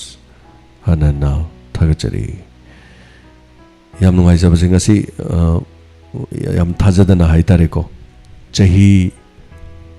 kunga mathoi gi matungda ai nungsiraba ai gi kaka ma unajai ngasi se chahi kunga mathoi suraba kaka du mamingna hawbam priyo brata waheng lekai haitare ni kaisam pat thokjom lekai harasu yare waheng lekai harasu asidagi ni ado yam nungsiba kaka ni ai gi punsigi audio cassette se ai gi ahan ba punsigi haitare audio cassette se kaka sina nambi bane nga sa ai ga kaka se thengna ba se phibam amda thengna ba haitare ahan bada aina leijari ba studio se lakpire aduga kaka sina mafam sida lupa lising ani mamsu pibirame sem sabagi amuk haigalaga nang kadai lege na ai singam khada leyen singam khata na kadai leiri no mafam du thiraga ngahak leiraga lai haitare yam nungsiba kaka sina ꯑꯩꯒꯤ ꯅꯨꯡꯒꯤ ꯃꯨꯔꯇꯤ ꯍꯥꯏꯕ ꯏꯁꯩꯁꯦ ꯀꯀꯥꯁꯤꯅ ꯄꯨꯊꯣꯛꯄꯤꯈꯤꯕꯅꯦꯕ GBSꯇ ꯑꯩꯈꯣꯏꯒꯤ ꯀ꯭ꯋꯥꯀꯩꯊꯦꯜꯒꯤ GBS sound ꯏꯁꯩ ꯅꯝꯈꯤꯕꯅꯦ ꯑꯩꯒꯤ ꯄꯨꯟꯁꯤꯒꯤ ꯑꯍꯥꯟꯕ ꯍꯥꯏꯇꯥꯔꯦ ꯏꯁꯩ 10 ꯅꯝꯈꯤꯕꯅꯦ ꯌꯥꯝ ꯅꯨꯡꯁꯤꯕꯗꯤ ꯀꯀꯥꯗꯨꯅ ꯃꯇꯝꯗꯨꯗ ꯑꯩꯒꯤ ꯅꯝꯈꯤꯕ ꯏꯁꯩꯗꯨꯒꯤ ꯑꯣꯗꯤꯑꯣ ꯀꯦꯁꯦꯠꯇꯨꯒꯤ ꯀꯣꯚꯔꯗꯣ ꯑꯗꯨꯁꯨ ꯄꯨꯔ ꯂꯥꯛꯄ ꯋꯥꯅꯤ ꯀꯣꯚꯔꯗꯨꯗ ꯑꯩꯗꯣ ꯌꯥꯝ ꯅꯍꯥ ꯑꯣꯏꯔꯤꯕ ꯑꯩꯗꯣ ꯃꯥꯏꯒꯥꯏꯁꯦ ꯁꯤꯠ ꯅꯥꯜꯂꯒ ꯌꯥꯝ ꯊꯤ ꯅꯍꯥ ꯑꯣꯏꯕꯗꯣ ꯍꯥꯏꯇꯥꯔꯦ ꯍꯧꯖꯤꯛꯀꯥꯟ ꯌꯪ ꯑꯣꯏꯕꯗꯣ ꯍꯧꯖꯤꯛꯇꯤ ꯌꯥꯗ꯭ꯔꯦ ꯌꯥꯝ ꯅꯨꯡꯁꯤꯕꯅꯤ ꯀꯀꯥꯗꯨ ꯃꯈꯨꯠꯇ ꯄꯥꯏꯔꯀꯥꯟꯗ ꯂꯥꯛꯄ ꯀꯥꯟꯗ ꯑꯩꯒꯤ ꯄꯨꯟꯁꯤꯒꯤ ꯏꯍꯥꯟ ꯍꯥꯟꯅ ꯅꯝꯈꯤꯕ ꯏꯁꯩ ꯄꯨꯟꯁꯤꯒꯤ ꯑꯍꯥꯟꯕꯗꯤ ꯔꯦꯗꯤꯑꯣꯗ ꯅꯝꯕꯅꯤ ꯃꯔꯤ ꯊꯣꯡꯅ ꯆꯥꯜꯂꯕ ꯊꯃꯣꯏꯅꯤ ꯑꯗꯨꯒ ꯑꯩꯒꯤ ꯑꯣꯗꯤꯑꯣ ꯀꯦꯁꯦꯠ ꯑꯣꯏꯅ ꯏꯍꯥꯟ ꯍꯥꯟꯅ ꯅꯝꯕꯗꯤ ꯀꯀꯥꯁꯤꯅ ꯅꯝꯕꯤꯕꯅꯦ ꯃꯤꯌꯥꯝꯅ ꯃꯇꯝ ꯑꯃꯗ ꯃꯃꯤꯡ ꯆꯠꯅ ꯈꯪꯕꯤꯈ꯭ꯔꯕ cassette centre light corner Imphal ꯑꯅ ꯈꯪꯅꯕ ꯔꯦꯗꯤꯑꯣ ꯗ꯭ꯔꯃꯥ ꯑꯇꯩ ꯃꯌꯥꯝ ꯅꯝꯕꯤꯕꯗꯣ ꯑꯗ ꯀꯀꯥꯁꯤ ꯆꯍꯤ 12ꯒꯤ ꯃꯇꯨꯡꯗ ꯉꯁꯤ ꯄꯣꯛꯀ ꯂꯣꯏꯅ ꯍꯧꯔꯒ ꯂꯥꯛꯄꯩ ꯋꯥꯅꯤꯗ ꯄꯨꯟꯁꯤꯒꯤ ꯑꯋꯥ ꯅꯨꯡꯉꯥꯏ ꯋꯥꯔꯤ ꯁꯥꯟꯅꯩ ꯑꯗꯣ ꯌꯥꯝ ꯅꯨꯡꯁꯤꯕ ꯍꯥꯏꯇꯥꯔꯦꯗ ꯁꯣ ꯃꯌꯥꯝꯅ ꯅꯨꯡꯒꯤ ꯃꯨꯔꯇꯤꯁꯨ ꯍꯥꯏꯕꯤꯔꯛꯄ ꯑꯗꯨꯒ ꯑꯩ ꯏꯁꯩꯗꯣ ꯍꯣꯔꯦꯟ ꯂꯣꯏꯔꯛꯄꯗ ꯈꯣꯡꯖꯒꯦ ꯏꯁꯩꯁꯤꯕꯨꯗꯤ ꯑꯩꯅ ꯑꯃꯨꯛ ꯍꯟꯅ ꯔꯤꯃꯦꯛ ꯇꯧꯕꯅꯦ ꯑꯗꯨꯒ ꯃꯇꯝꯗꯨꯗ ꯅꯝꯕꯤꯈꯤꯕꯅꯦ ꯍꯥꯏꯇꯥꯔꯦ ꯀꯀꯥꯅ ꯏꯁꯩꯁꯤ ꯌꯥꯝꯅ ꯅꯨꯡꯁꯤꯕ ꯑꯗꯨꯒ ꯆꯍꯤ 12ꯒꯤ ꯃꯇꯨꯡꯗ ꯀꯀꯥꯗꯣ ꯉꯁꯤ after 21 years ꯑꯩ ꯀꯀꯥꯗꯣ ꯊꯦꯡꯅꯕꯩ ꯋꯥꯅꯤ ꯑꯩꯒ ꯀꯔꯤꯝꯇ ꯃꯔꯤ ꯊꯣꯡꯅꯖꯗꯦ ꯀꯀꯥꯁꯤꯒ ꯑꯩꯒ ꯃꯔꯤ ꯊꯣꯡꯅꯕ ꯍꯥꯏꯔꯒꯗꯤ ꯑꯩꯈꯣꯏꯒꯤ ꯍꯧꯕꯝ ꯍꯥꯏꯇꯥꯔꯦ ꯀꯀꯥꯁꯦ ꯍꯧꯕꯝꯅꯦꯕ ꯍꯧꯕꯝ ꯑꯗꯨꯒ ꯑꯩꯒꯤ ꯀꯖꯟ ꯑꯃ ꯂꯩ ꯎꯔꯤꯄꯣꯛꯇ ꯍꯧꯕꯝ ꯍꯥꯏꯇꯥꯔꯦ ꯁꯤꯁꯨ ꯁꯔꯣꯖꯅ ꯏꯕꯤꯕꯅꯦ ꯑꯗꯨꯅ ꯍꯧꯕꯝ ꯁꯔꯣꯖꯅ ꯏꯕꯤꯕ ꯏꯁꯩ ꯃꯌꯦꯛ ꯑꯗꯨꯒ ꯍꯧꯕꯝ ꯄ꯭ꯔꯤꯌꯣꯕ꯭ꯔꯇꯅ ꯄꯨꯊꯣꯛꯄ ꯂꯥꯏꯠ ꯀꯣꯔꯅꯔ ꯏꯝꯐꯥꯜꯅ ꯄꯨꯊꯣꯛꯄ ꯑꯗꯨꯒ ꯍꯧꯕꯝ ꯁꯔꯣꯖꯁꯤꯅ ꯍꯧꯕꯝ ꯁꯔꯣꯖꯀꯤ ꯍꯦꯛ ꯄꯣꯛꯄ ꯃꯃꯥꯁꯤꯒ ꯑꯩꯒꯤ ꯕꯕꯥ ꯄꯣꯛꯄ ꯏꯃꯥꯁꯤꯒ ꯃꯆꯤꯟ ꯃꯅꯥꯎ ꯑꯣꯏꯕ ꯍꯥꯏꯇꯥꯔꯦ ꯁꯣ ꯋꯥꯔꯤꯁꯦ ꯁꯤꯅꯤ ꯇꯦꯟꯁꯤꯟꯖꯔꯀꯥꯟꯗ ꯉꯁꯤꯒꯤ ꯀꯃꯦꯟ ꯄꯥꯕꯁꯤ ꯉꯥꯏꯍꯥꯛꯇꯪ ꯂꯦꯞꯆꯔꯒ ꯉꯁꯤꯗꯤ ꯏꯍꯥꯟ ꯍꯥꯟꯕ ꯏꯁꯩꯁꯤ ꯅꯨꯡꯒꯤ ꯃꯨꯔꯇꯤꯅ ꯑꯣꯏꯅ ꯑꯍꯥꯟꯕ ꯊꯥꯖꯔꯒꯦ ꯑꯗꯨꯒ ꯏꯁꯩꯁꯤꯃꯛꯅꯤ ꯑꯩꯅ ꯊꯥꯖꯒꯗꯧꯔꯤꯕ ꯏꯁꯩꯁꯤꯃꯛ ꯔꯤꯃꯦꯛ ꯇꯧꯊꯣꯛꯄꯅꯤ ꯑꯃꯨꯛ ꯍꯟꯅ ꯏꯁꯩꯁꯤ ꯉꯁꯤꯗꯒꯤ ꯆꯍꯤ 12 ꯁꯨꯔꯕ ꯏꯁꯩ ꯂꯥꯏꯠ ꯀꯣꯔꯅꯔ ꯏꯝꯐꯥꯜꯒꯤ ꯍꯧꯕꯝ ꯄ꯭ꯔꯤꯌꯣ ꯕ꯭ꯔꯇꯅ ꯄꯨꯊꯣꯛꯄꯤꯈꯤꯕ ꯑꯗꯨꯒ ꯍꯧꯕꯝ ꯁꯔꯣꯖꯅ ꯏꯕꯤꯕ ꯃꯌꯦꯛꯇ ꯑꯩ ꯏꯁꯥꯃꯛꯅ ꯇ꯭ꯌꯨꯟ ꯇꯧꯈꯤꯕ ꯑꯣꯖꯥ ꯁꯨꯕꯥꯁꯅ ꯃꯇꯝ ꯑꯗꯨꯗ ꯃ꯭ꯌꯨꯖꯤꯛ ꯑꯣꯏꯈꯤꯕ GBS ꯁꯥꯎꯟꯗ ꯄꯤꯈꯤꯕ ꯑꯗꯨꯒ ꯑꯃꯨꯛ ꯍꯟꯅ ꯕꯤꯅꯣꯗ ꯀꯨꯃꯥꯔꯅ ꯃ꯭ꯌꯨꯖꯤꯛ ꯑꯁꯤ ꯁꯦꯝꯗꯣꯛꯂꯒ ꯑꯩ ꯏꯁꯥꯃꯛꯀ ꯂꯣꯏꯅꯅ ꯅꯝꯖꯈꯤꯕ ꯏꯁꯩ ꯅꯪꯗꯤ ꯅꯨꯡꯒꯤ ꯃꯨꯔꯇꯤꯅꯤ ꯅꯨꯡꯒꯤ ꯊꯃꯣꯏ ꯄꯥꯟꯕꯤꯅꯤ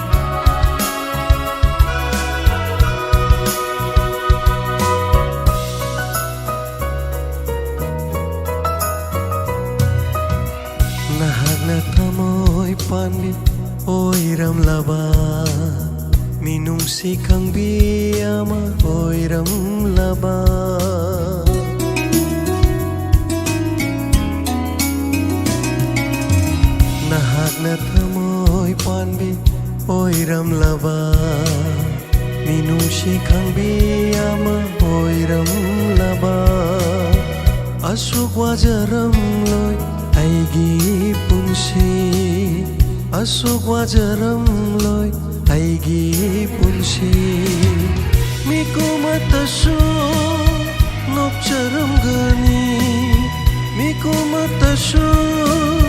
ꯅꯣꯛꯆꯔꯝꯒꯅꯤ ꯅꯨꯡꯁꯤꯕꯩꯗꯃꯛ 와ꯖꯔꯝꯂꯣꯏ ꯅꯨꯡꯁꯤꯕꯩꯗꯃꯛ ꯀꯞꯆꯔꯝꯂꯣꯏ ꯅꯪꯗꯤ ꯅꯨꯡꯒꯤ ꯃꯨꯔꯇꯤꯅꯤ ꯅꯨꯡꯒꯤ ꯊꯃꯣꯏ ꯄꯥꯟꯕꯤꯅꯤ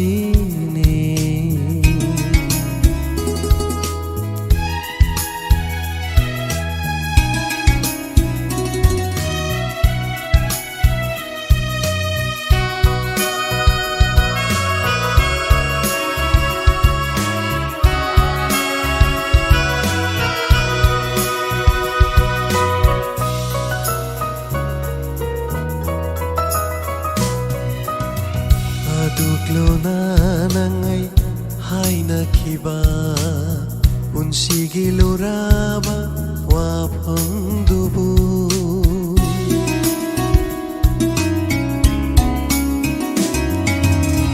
ꯑꯗꯨꯛ ꯂꯨꯅ ꯅꯪꯉꯩ ꯍꯥꯏꯅꯈꯤꯕ ꯄꯨꯟꯁꯤꯒꯤ ꯂꯨꯔꯕ ꯋꯥꯐꯝꯗꯨꯕꯨ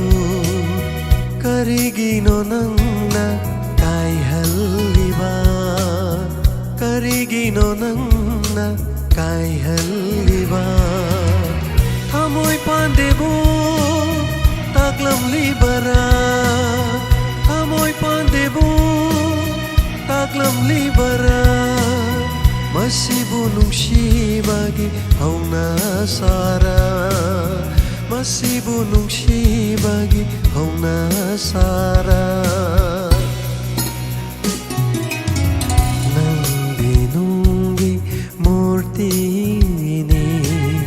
ꯅꯨꯡꯒꯤ ꯊꯃꯣꯏ ꯄꯥꯟꯕꯤꯅꯤ ꯅꯨꯡꯒꯤ ꯃꯨꯔꯇꯤꯅꯕꯨ ꯅꯨꯡꯁꯤ ꯈꯪꯕ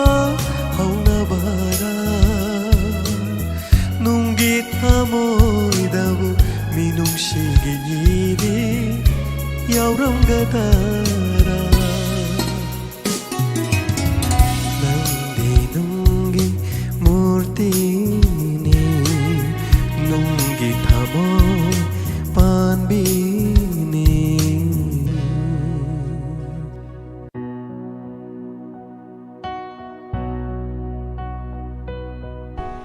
ꯊꯥꯒꯠꯆꯔꯤ ꯄꯨꯟꯁꯤꯒꯤ ꯈꯣꯡꯆꯠ ꯍꯥꯏꯕꯁꯤ ꯃꯁꯤꯅꯤ ꯈꯪꯍꯧꯗꯦ ꯁꯨꯝꯅ ꯆꯍꯤ 22 ꯁꯨꯔꯕ ꯃꯇꯨꯡꯗ ꯏꯁꯩꯁꯤ ꯑꯃꯨꯛ ꯍꯟꯅ ꯁꯨꯝꯅ ꯃꯤꯌꯥꯝꯗ ꯇꯥꯍꯟꯕ ꯐꯪꯉꯛꯀꯅꯤ ꯑꯣꯔ ꯅꯧꯅꯒ ꯁꯨꯃꯥꯏꯅ ꯁꯛꯇꯣꯔꯛꯀꯅꯤ ꯒꯥꯏꯁ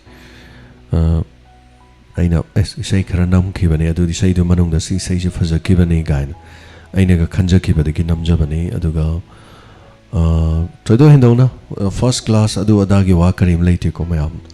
ꯑꯩꯅ ꯄꯥꯝꯖꯈꯤꯕ ꯑꯩꯒꯤꯗꯤ ꯍꯤꯁꯇ꯭ꯔꯤ ꯑꯃꯅꯤ ꯍꯥꯏꯖꯕ ꯇꯥꯔꯦ ꯑꯩꯅ ꯄꯨꯟꯁꯤꯒꯤ ꯑꯍꯥꯟꯕ ꯅꯝꯖꯈꯤꯕ ꯑꯣꯗꯤꯑꯣ ꯀꯦꯁꯦꯠ ꯅꯨꯡꯒꯤ ꯃꯨꯔꯇꯤ ꯁꯣ ꯍꯟꯅ ꯊꯥꯒꯠꯆꯔꯤ ꯃꯗꯨꯗꯒꯤ ꯇꯥꯍꯟꯖꯕꯅꯤ ꯏꯁꯩ ꯑꯃꯈꯛ ꯑꯝꯕꯥ ꯈꯣꯡꯕꯥꯟ ꯇꯥꯕꯝ ꯊꯥꯒꯠꯆꯔꯤ episode tele na tapir anyway thagachari kabir thagachari Nanda Kumar, thank you so much. Nanda Kumar Konsum aing bi sanasam thagachari am this Sarif Khan Santibala lai mayum wari si on thona fazakri angak pani na tapir thank you so much. Suras Naurim wari se suspense khwaidigi lai buwari ori khan bada kokti khar ngauru re na masimadi aina wari mamang de irai lai ba khara li bane ma daida wari se khara luhan biro na hairak pa mani yauge adai na masi de kok se ekta lai khai ra ge ne ekta lai ki bane ai ta thank you so much Anjali. Yes wari no alaga tabi o kesu kai ba laite Nirupama Guru Mayum yauna fazai asigi episode rajo fawa nang dring de gunita na hatokiba hena pele na tapire so kamaina faba karam na fakiba karam na purokpa aduga makha kai dorokpa haibu lakadra la oidra hayeng yeminarase kokta tholokpa kharadi dum leidi bane aina sagachaba kharadi aduga yeminarase aduga ano wari mana mo khawna na bagi dama khona minarase mathang lakpada aduga oja thagachari mai bigi matangda wari yaubiron ai mai bi mai ba swaigi se kharadi tawdi tawja khrabani mamangda adubu thagachari habirakpa yaisana Tayai ngai na tum thakre soidana chingkhatlaga makoktagi tarage. Thank you so much, boy. The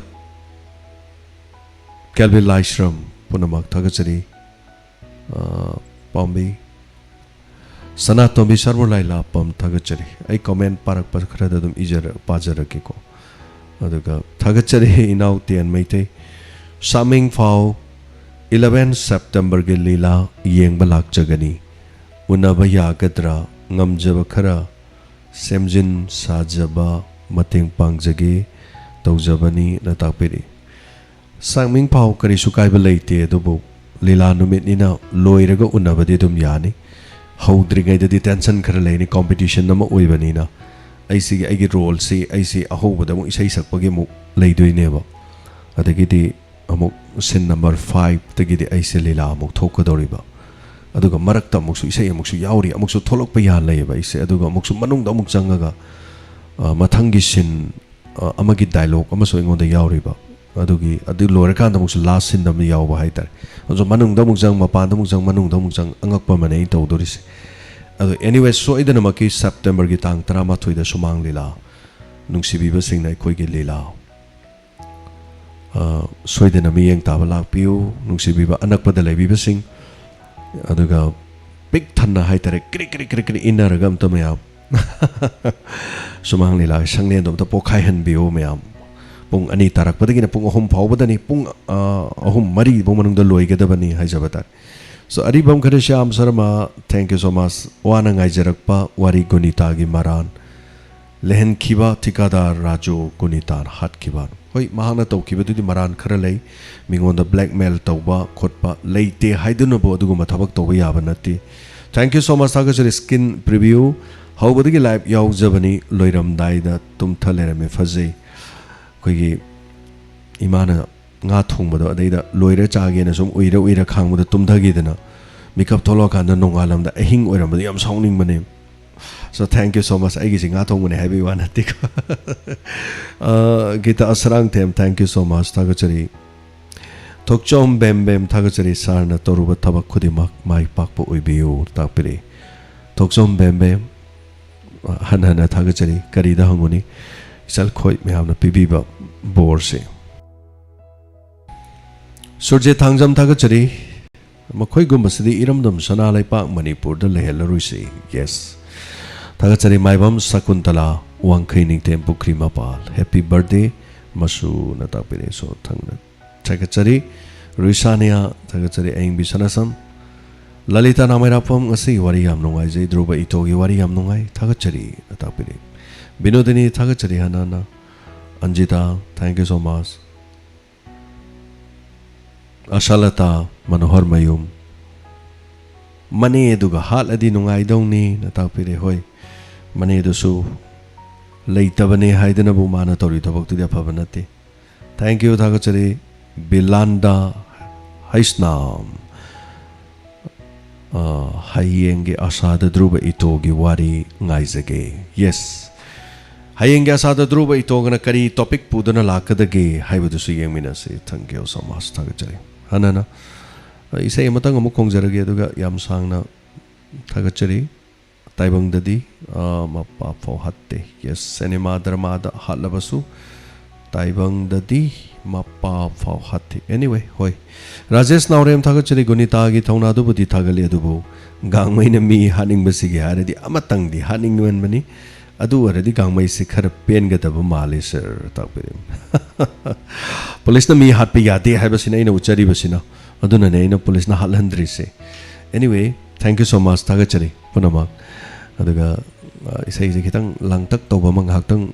wakhan je kitang nungai mina se atheng mada tabiri basing dane dedicate tawjari ka thokjari gangmai na sakhi sai ni aduga isai si New Year song chahi horokpa numita gangmai na sakhi bani junrai ga loina na punna sakmina ka bisay ni nungsi jainang mathamoi sengna asumna se obisai na isama ki mayekta konjelda Binod Kumar Sarma music koi bisay ni tulol tamjari.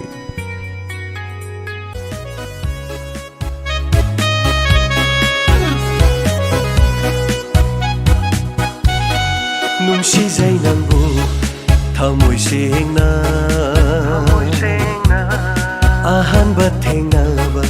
ꯃꯤꯀꯨꯞꯇꯨꯗꯒꯤ ꯉꯥꯎꯔꯨꯔꯦ ꯍꯥꯏꯔꯣ ꯅꯨꯡꯁꯤ ꯑꯃꯨꯛꯇ ꯑꯩꯒꯤ ꯄꯥꯎꯈꯨꯝ ꯄꯤꯕꯤꯌꯨ ꯍꯥꯏꯕꯤꯌꯨ ꯑꯩꯕꯨ ꯅꯨꯡꯁꯤ ꯍꯥꯏꯅ ꯅꯨꯡꯁꯤꯕꯤ ꯅꯪꯒꯤ ꯆꯤꯟꯕꯥꯅ ꯅꯨꯡꯁꯤꯖꯩ ꯅꯪꯕꯨ ꯊꯃꯣꯏ ꯁꯦꯡꯅ ꯑꯍꯥꯟꯕ ꯊꯦꯡꯅꯕ ꯃꯤꯀꯨꯞꯇꯨꯗꯒꯤ ꯉꯥꯎꯔꯨꯔꯦ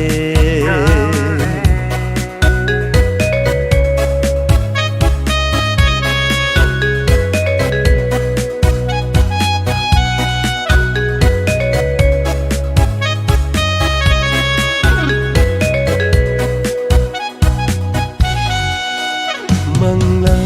ꯇꯥꯏꯕꯪ ꯑꯅꯤꯗ ꯅꯪꯕꯨ 우두나타 레이레 망라 아이방 아니다 낭부 우두나타 레이레 아이기 이나타 내피로 낭나 움시기 오이나 아이기 이나타 내피로 낭나 움시기 오이나 ꯅꯨꯡꯁꯤꯖꯩ ꯅꯪꯕꯨ ꯊꯃꯣꯏ ꯁꯦꯡꯅ ꯑꯍꯥꯟꯕ ꯊꯦꯡꯅꯕ ꯃꯤꯀꯨꯞꯇꯨꯗꯒꯤ ꯉꯥꯎꯔꯨꯔꯦ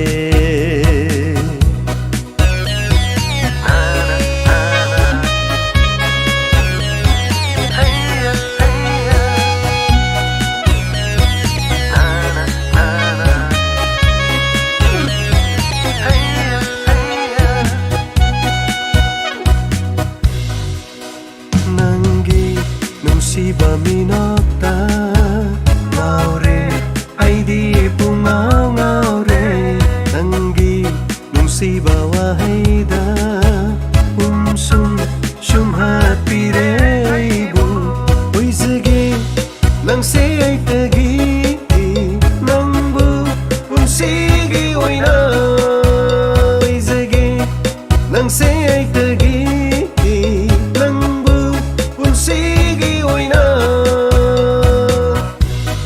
ꯅꯨꯡꯁꯤꯖꯩ ꯅꯪꯕꯨ ꯊꯃꯣꯏ ꯁꯦꯡꯅ ꯑꯍꯥꯟꯕ ꯊꯦꯡꯅꯕ ꯃꯤꯀꯨꯞꯇꯨꯗꯒꯤ ꯉꯥꯎꯔꯨꯔꯦ ꯍꯥꯏꯔꯣ ꯅꯨꯡꯁꯤ ꯑꯃꯨꯛꯇ ꯑꯩꯒꯤ ꯄꯥꯎꯈꯨꯝ ꯄꯤꯕꯤꯌꯨ ꯍꯥꯏꯕꯤꯌꯨ ꯑꯩꯕꯨ ꯅꯨꯡꯁꯤ ꯍꯥꯏꯅ ꯅꯨꯡꯁꯤꯕꯤ ꯅꯪꯒꯤ ꯆꯤꯟꯕꯥꯅ ꯅꯨꯡꯁꯤꯖꯩ ꯅꯪꯕꯨ ꯊꯃꯣꯏ ꯁꯦꯡꯅ ꯑꯍꯥꯟꯕ ꯊꯦꯡꯅꯕ ꯃꯤꯀꯨꯞꯇꯨꯗꯒꯤ ꯉꯥꯎꯔꯨꯔꯦ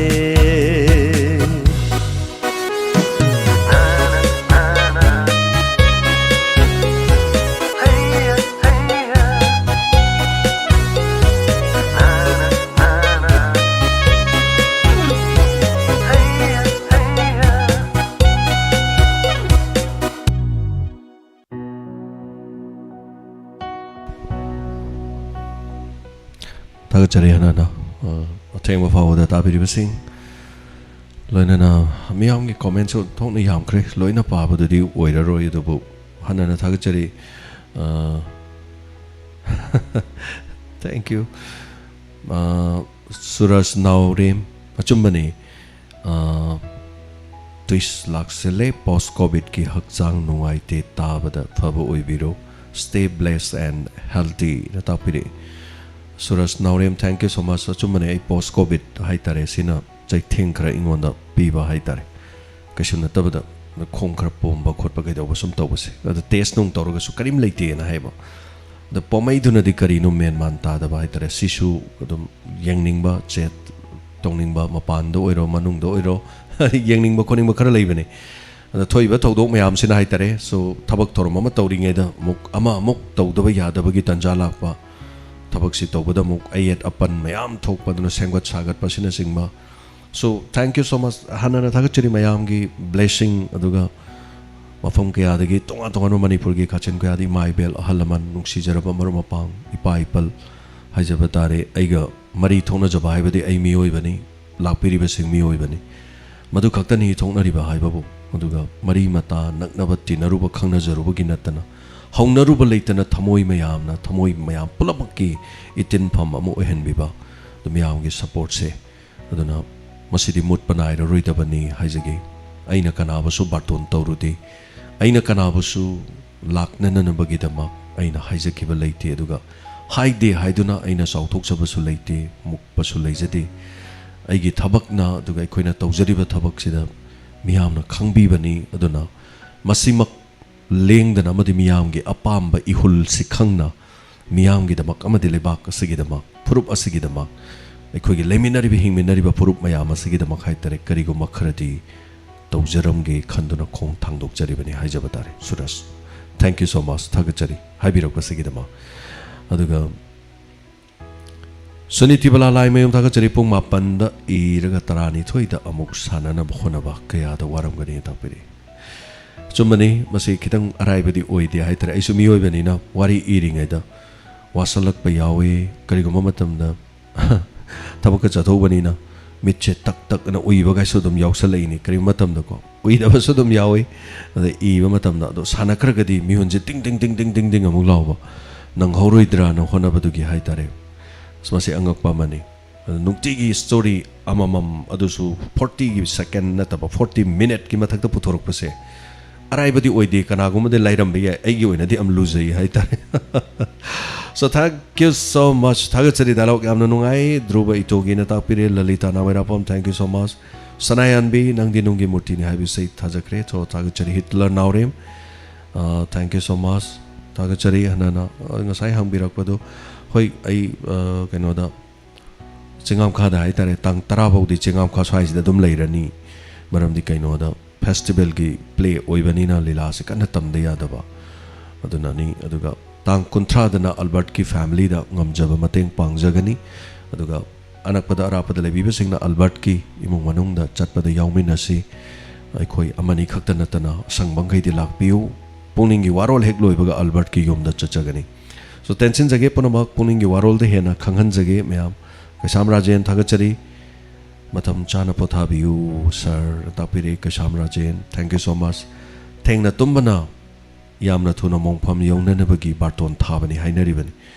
so mani thagachari namchiliu gonmai bemala naurim namojam naubi Nirmala Sagol sem thagachari Luffy Gaming of thagachari gamai gi masak sen noitak torga masamdo chap yungom do male konjenchi tara khangdre gamai gi character je dum sagat piro hai tare ko thoksom bem thank you so much once again thagachari sir Ganasham Nanda Kumar Konsam thagachari Ranibla punamak thagachari ibirakliba mayam si loina paba haibadu dingam jatre ko dubu aini hek paba hobade ibirak pakharadi pajare aduga sei matanga aroi boina khudol tamjage sei tabiri ba mayam punamakta kathok saba isai ama ojage yaning holak le dingarang thajakre so ngasigina aina nungsi jabi oina khudol tamjare mandagini ta khelama mama dei samaka puna samina ke bisai nei samake me ektani khudol tamjare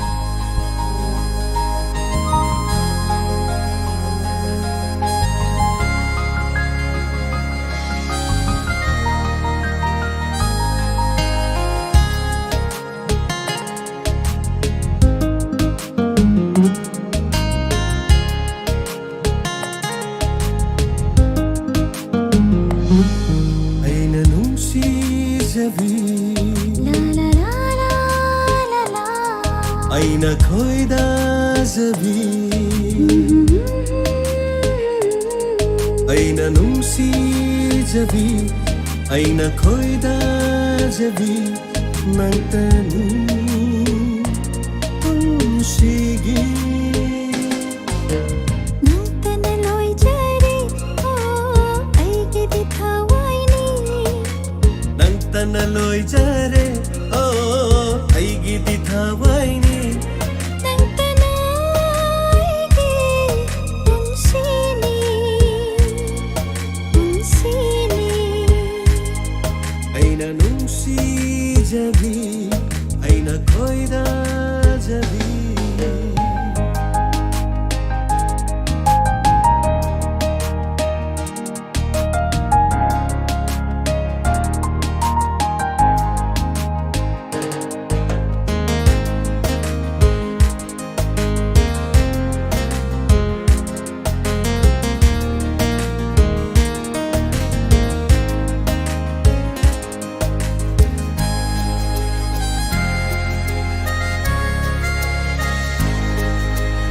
ꯅꯨꯡꯁꯤꯕ ꯃꯥꯏꯊꯣꯡ ꯌꯦꯡꯂꯒ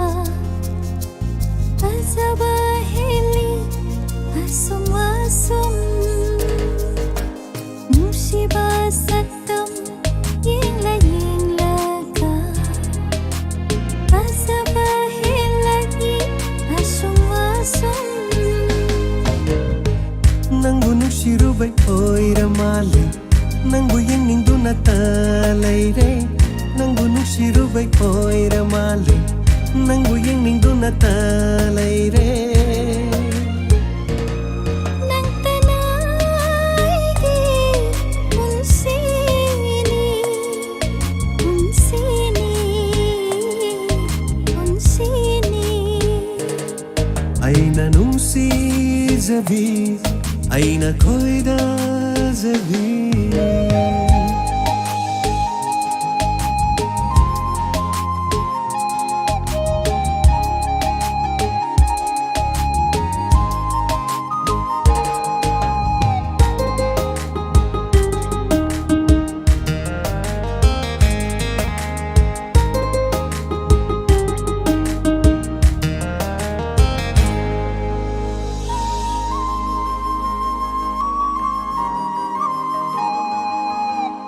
ꯀꯔꯝꯕ ꯃꯤꯁꯨꯝ ꯂꯥꯏꯋꯥ ꯄꯨꯕꯅꯣ ꯁꯨꯝꯍꯠꯌꯥꯏ ꯄꯨꯕ ꯑꯃꯨꯕ ꯀꯔꯝꯕ ꯃꯤꯁꯨꯝ ꯂꯥꯏꯋꯥ ꯄꯨꯕꯅꯣ ꯁꯨꯝꯍꯠꯌꯥꯏ ꯄꯨꯕ ꯑꯃꯨꯕ ꯈꯣꯏꯗꯥꯅꯕꯤ ꯅꯪꯒꯤ ꯃꯥꯏꯊꯣꯡ ꯈꯣꯏꯔꯥꯎꯅꯕꯤ ꯅꯪꯒꯤ ꯃꯤꯁꯅ ꯈꯣꯏꯗꯥꯅꯕꯤ ꯅꯪꯒꯤ ꯃꯥꯏꯊꯣꯡ ꯈꯣꯏꯔꯥꯎꯅꯕꯤ ꯅꯪꯒꯤ ꯃꯤꯁꯅ ꯅꯪꯒꯤ ꯋꯥꯍꯩꯗ ꯉꯥꯎꯔꯕꯤꯅꯤ ꯉꯥꯎꯔꯕꯤꯅꯤ ꯅꯨꯡꯁꯤꯕ ꯑꯩꯅ ꯅꯨꯡꯁꯤꯖꯕꯤ ꯂꯥ ꯂꯥ ꯂꯥ ꯂꯥ ꯂꯥ ꯂꯥ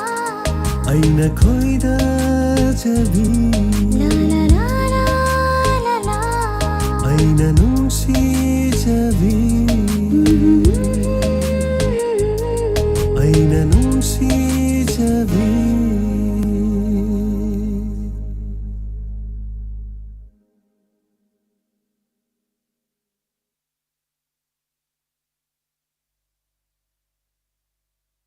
Thank you so much Tagachari. Atengba fawada tabiribasing aduga tonga tonga sei kharasu khudol tamduna tahanjare. Hanana Tagachari yam kharba commentsing loina paba ngamjadre masigi damanga prigani. Aduga hayenge tangkak anoba tangka amaga ngasigi loi hauda bamate kamaga soidana maki puduna laksagi anoba wari kya mayam ngahaktang werabasu pothana nabagidama. Tagachari Lalita Namairapam Tombi Chirom. Thank you so much. Ibem Saning Tozam. Hanana Tagachari. Waheng Bamdanao. Jackson Ning Tozam. Thank you, Ramesor. Thank you, thank you. Aduk yam yam I think up the loy night repa. Thank you so much, Tombi Chirom. Aroi bagi wari lipa ngambani kaino sar oi bagi haibo okay. Thank you so much Aboy Singh. Thank you Chite Hachari Sneda Salam Salima Sanayanbi Nirmala Sagol Sam Kelvin Punamak Thagachari Samjan Jaraga Pahudaba Singh Mayam Punamak Ikai Khomnajari Hana so section la minarasi nonga ina potha minarasi mang dana tumbiu loinana Taibang Shinta Pangtok Piu, Nasi take the kite and a lady Basigum Haying, so take the kite and a lady. Nasigidamata then is over Torum Premata solutions away have a luxury. Tabi Ribokudimapu. James Sagozam Namukana Kurumjari.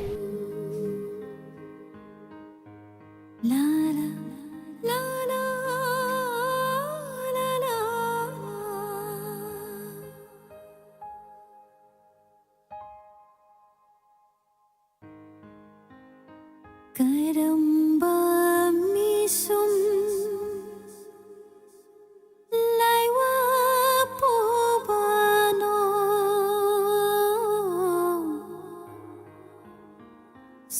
Tayai poba amoba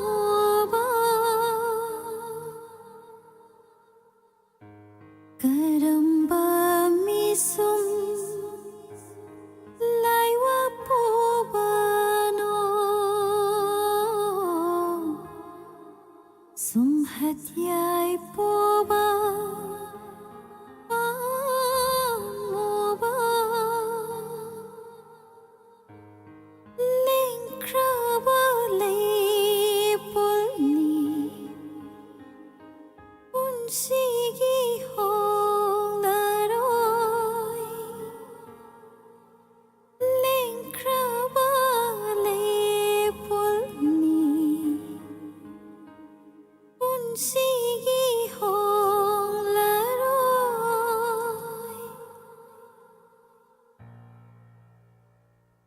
Nangi wahida ngaurabini ngaurabini nungsiba aina nungsijaba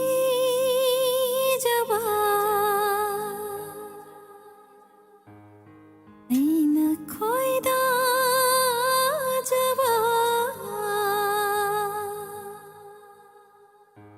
nangtani unsi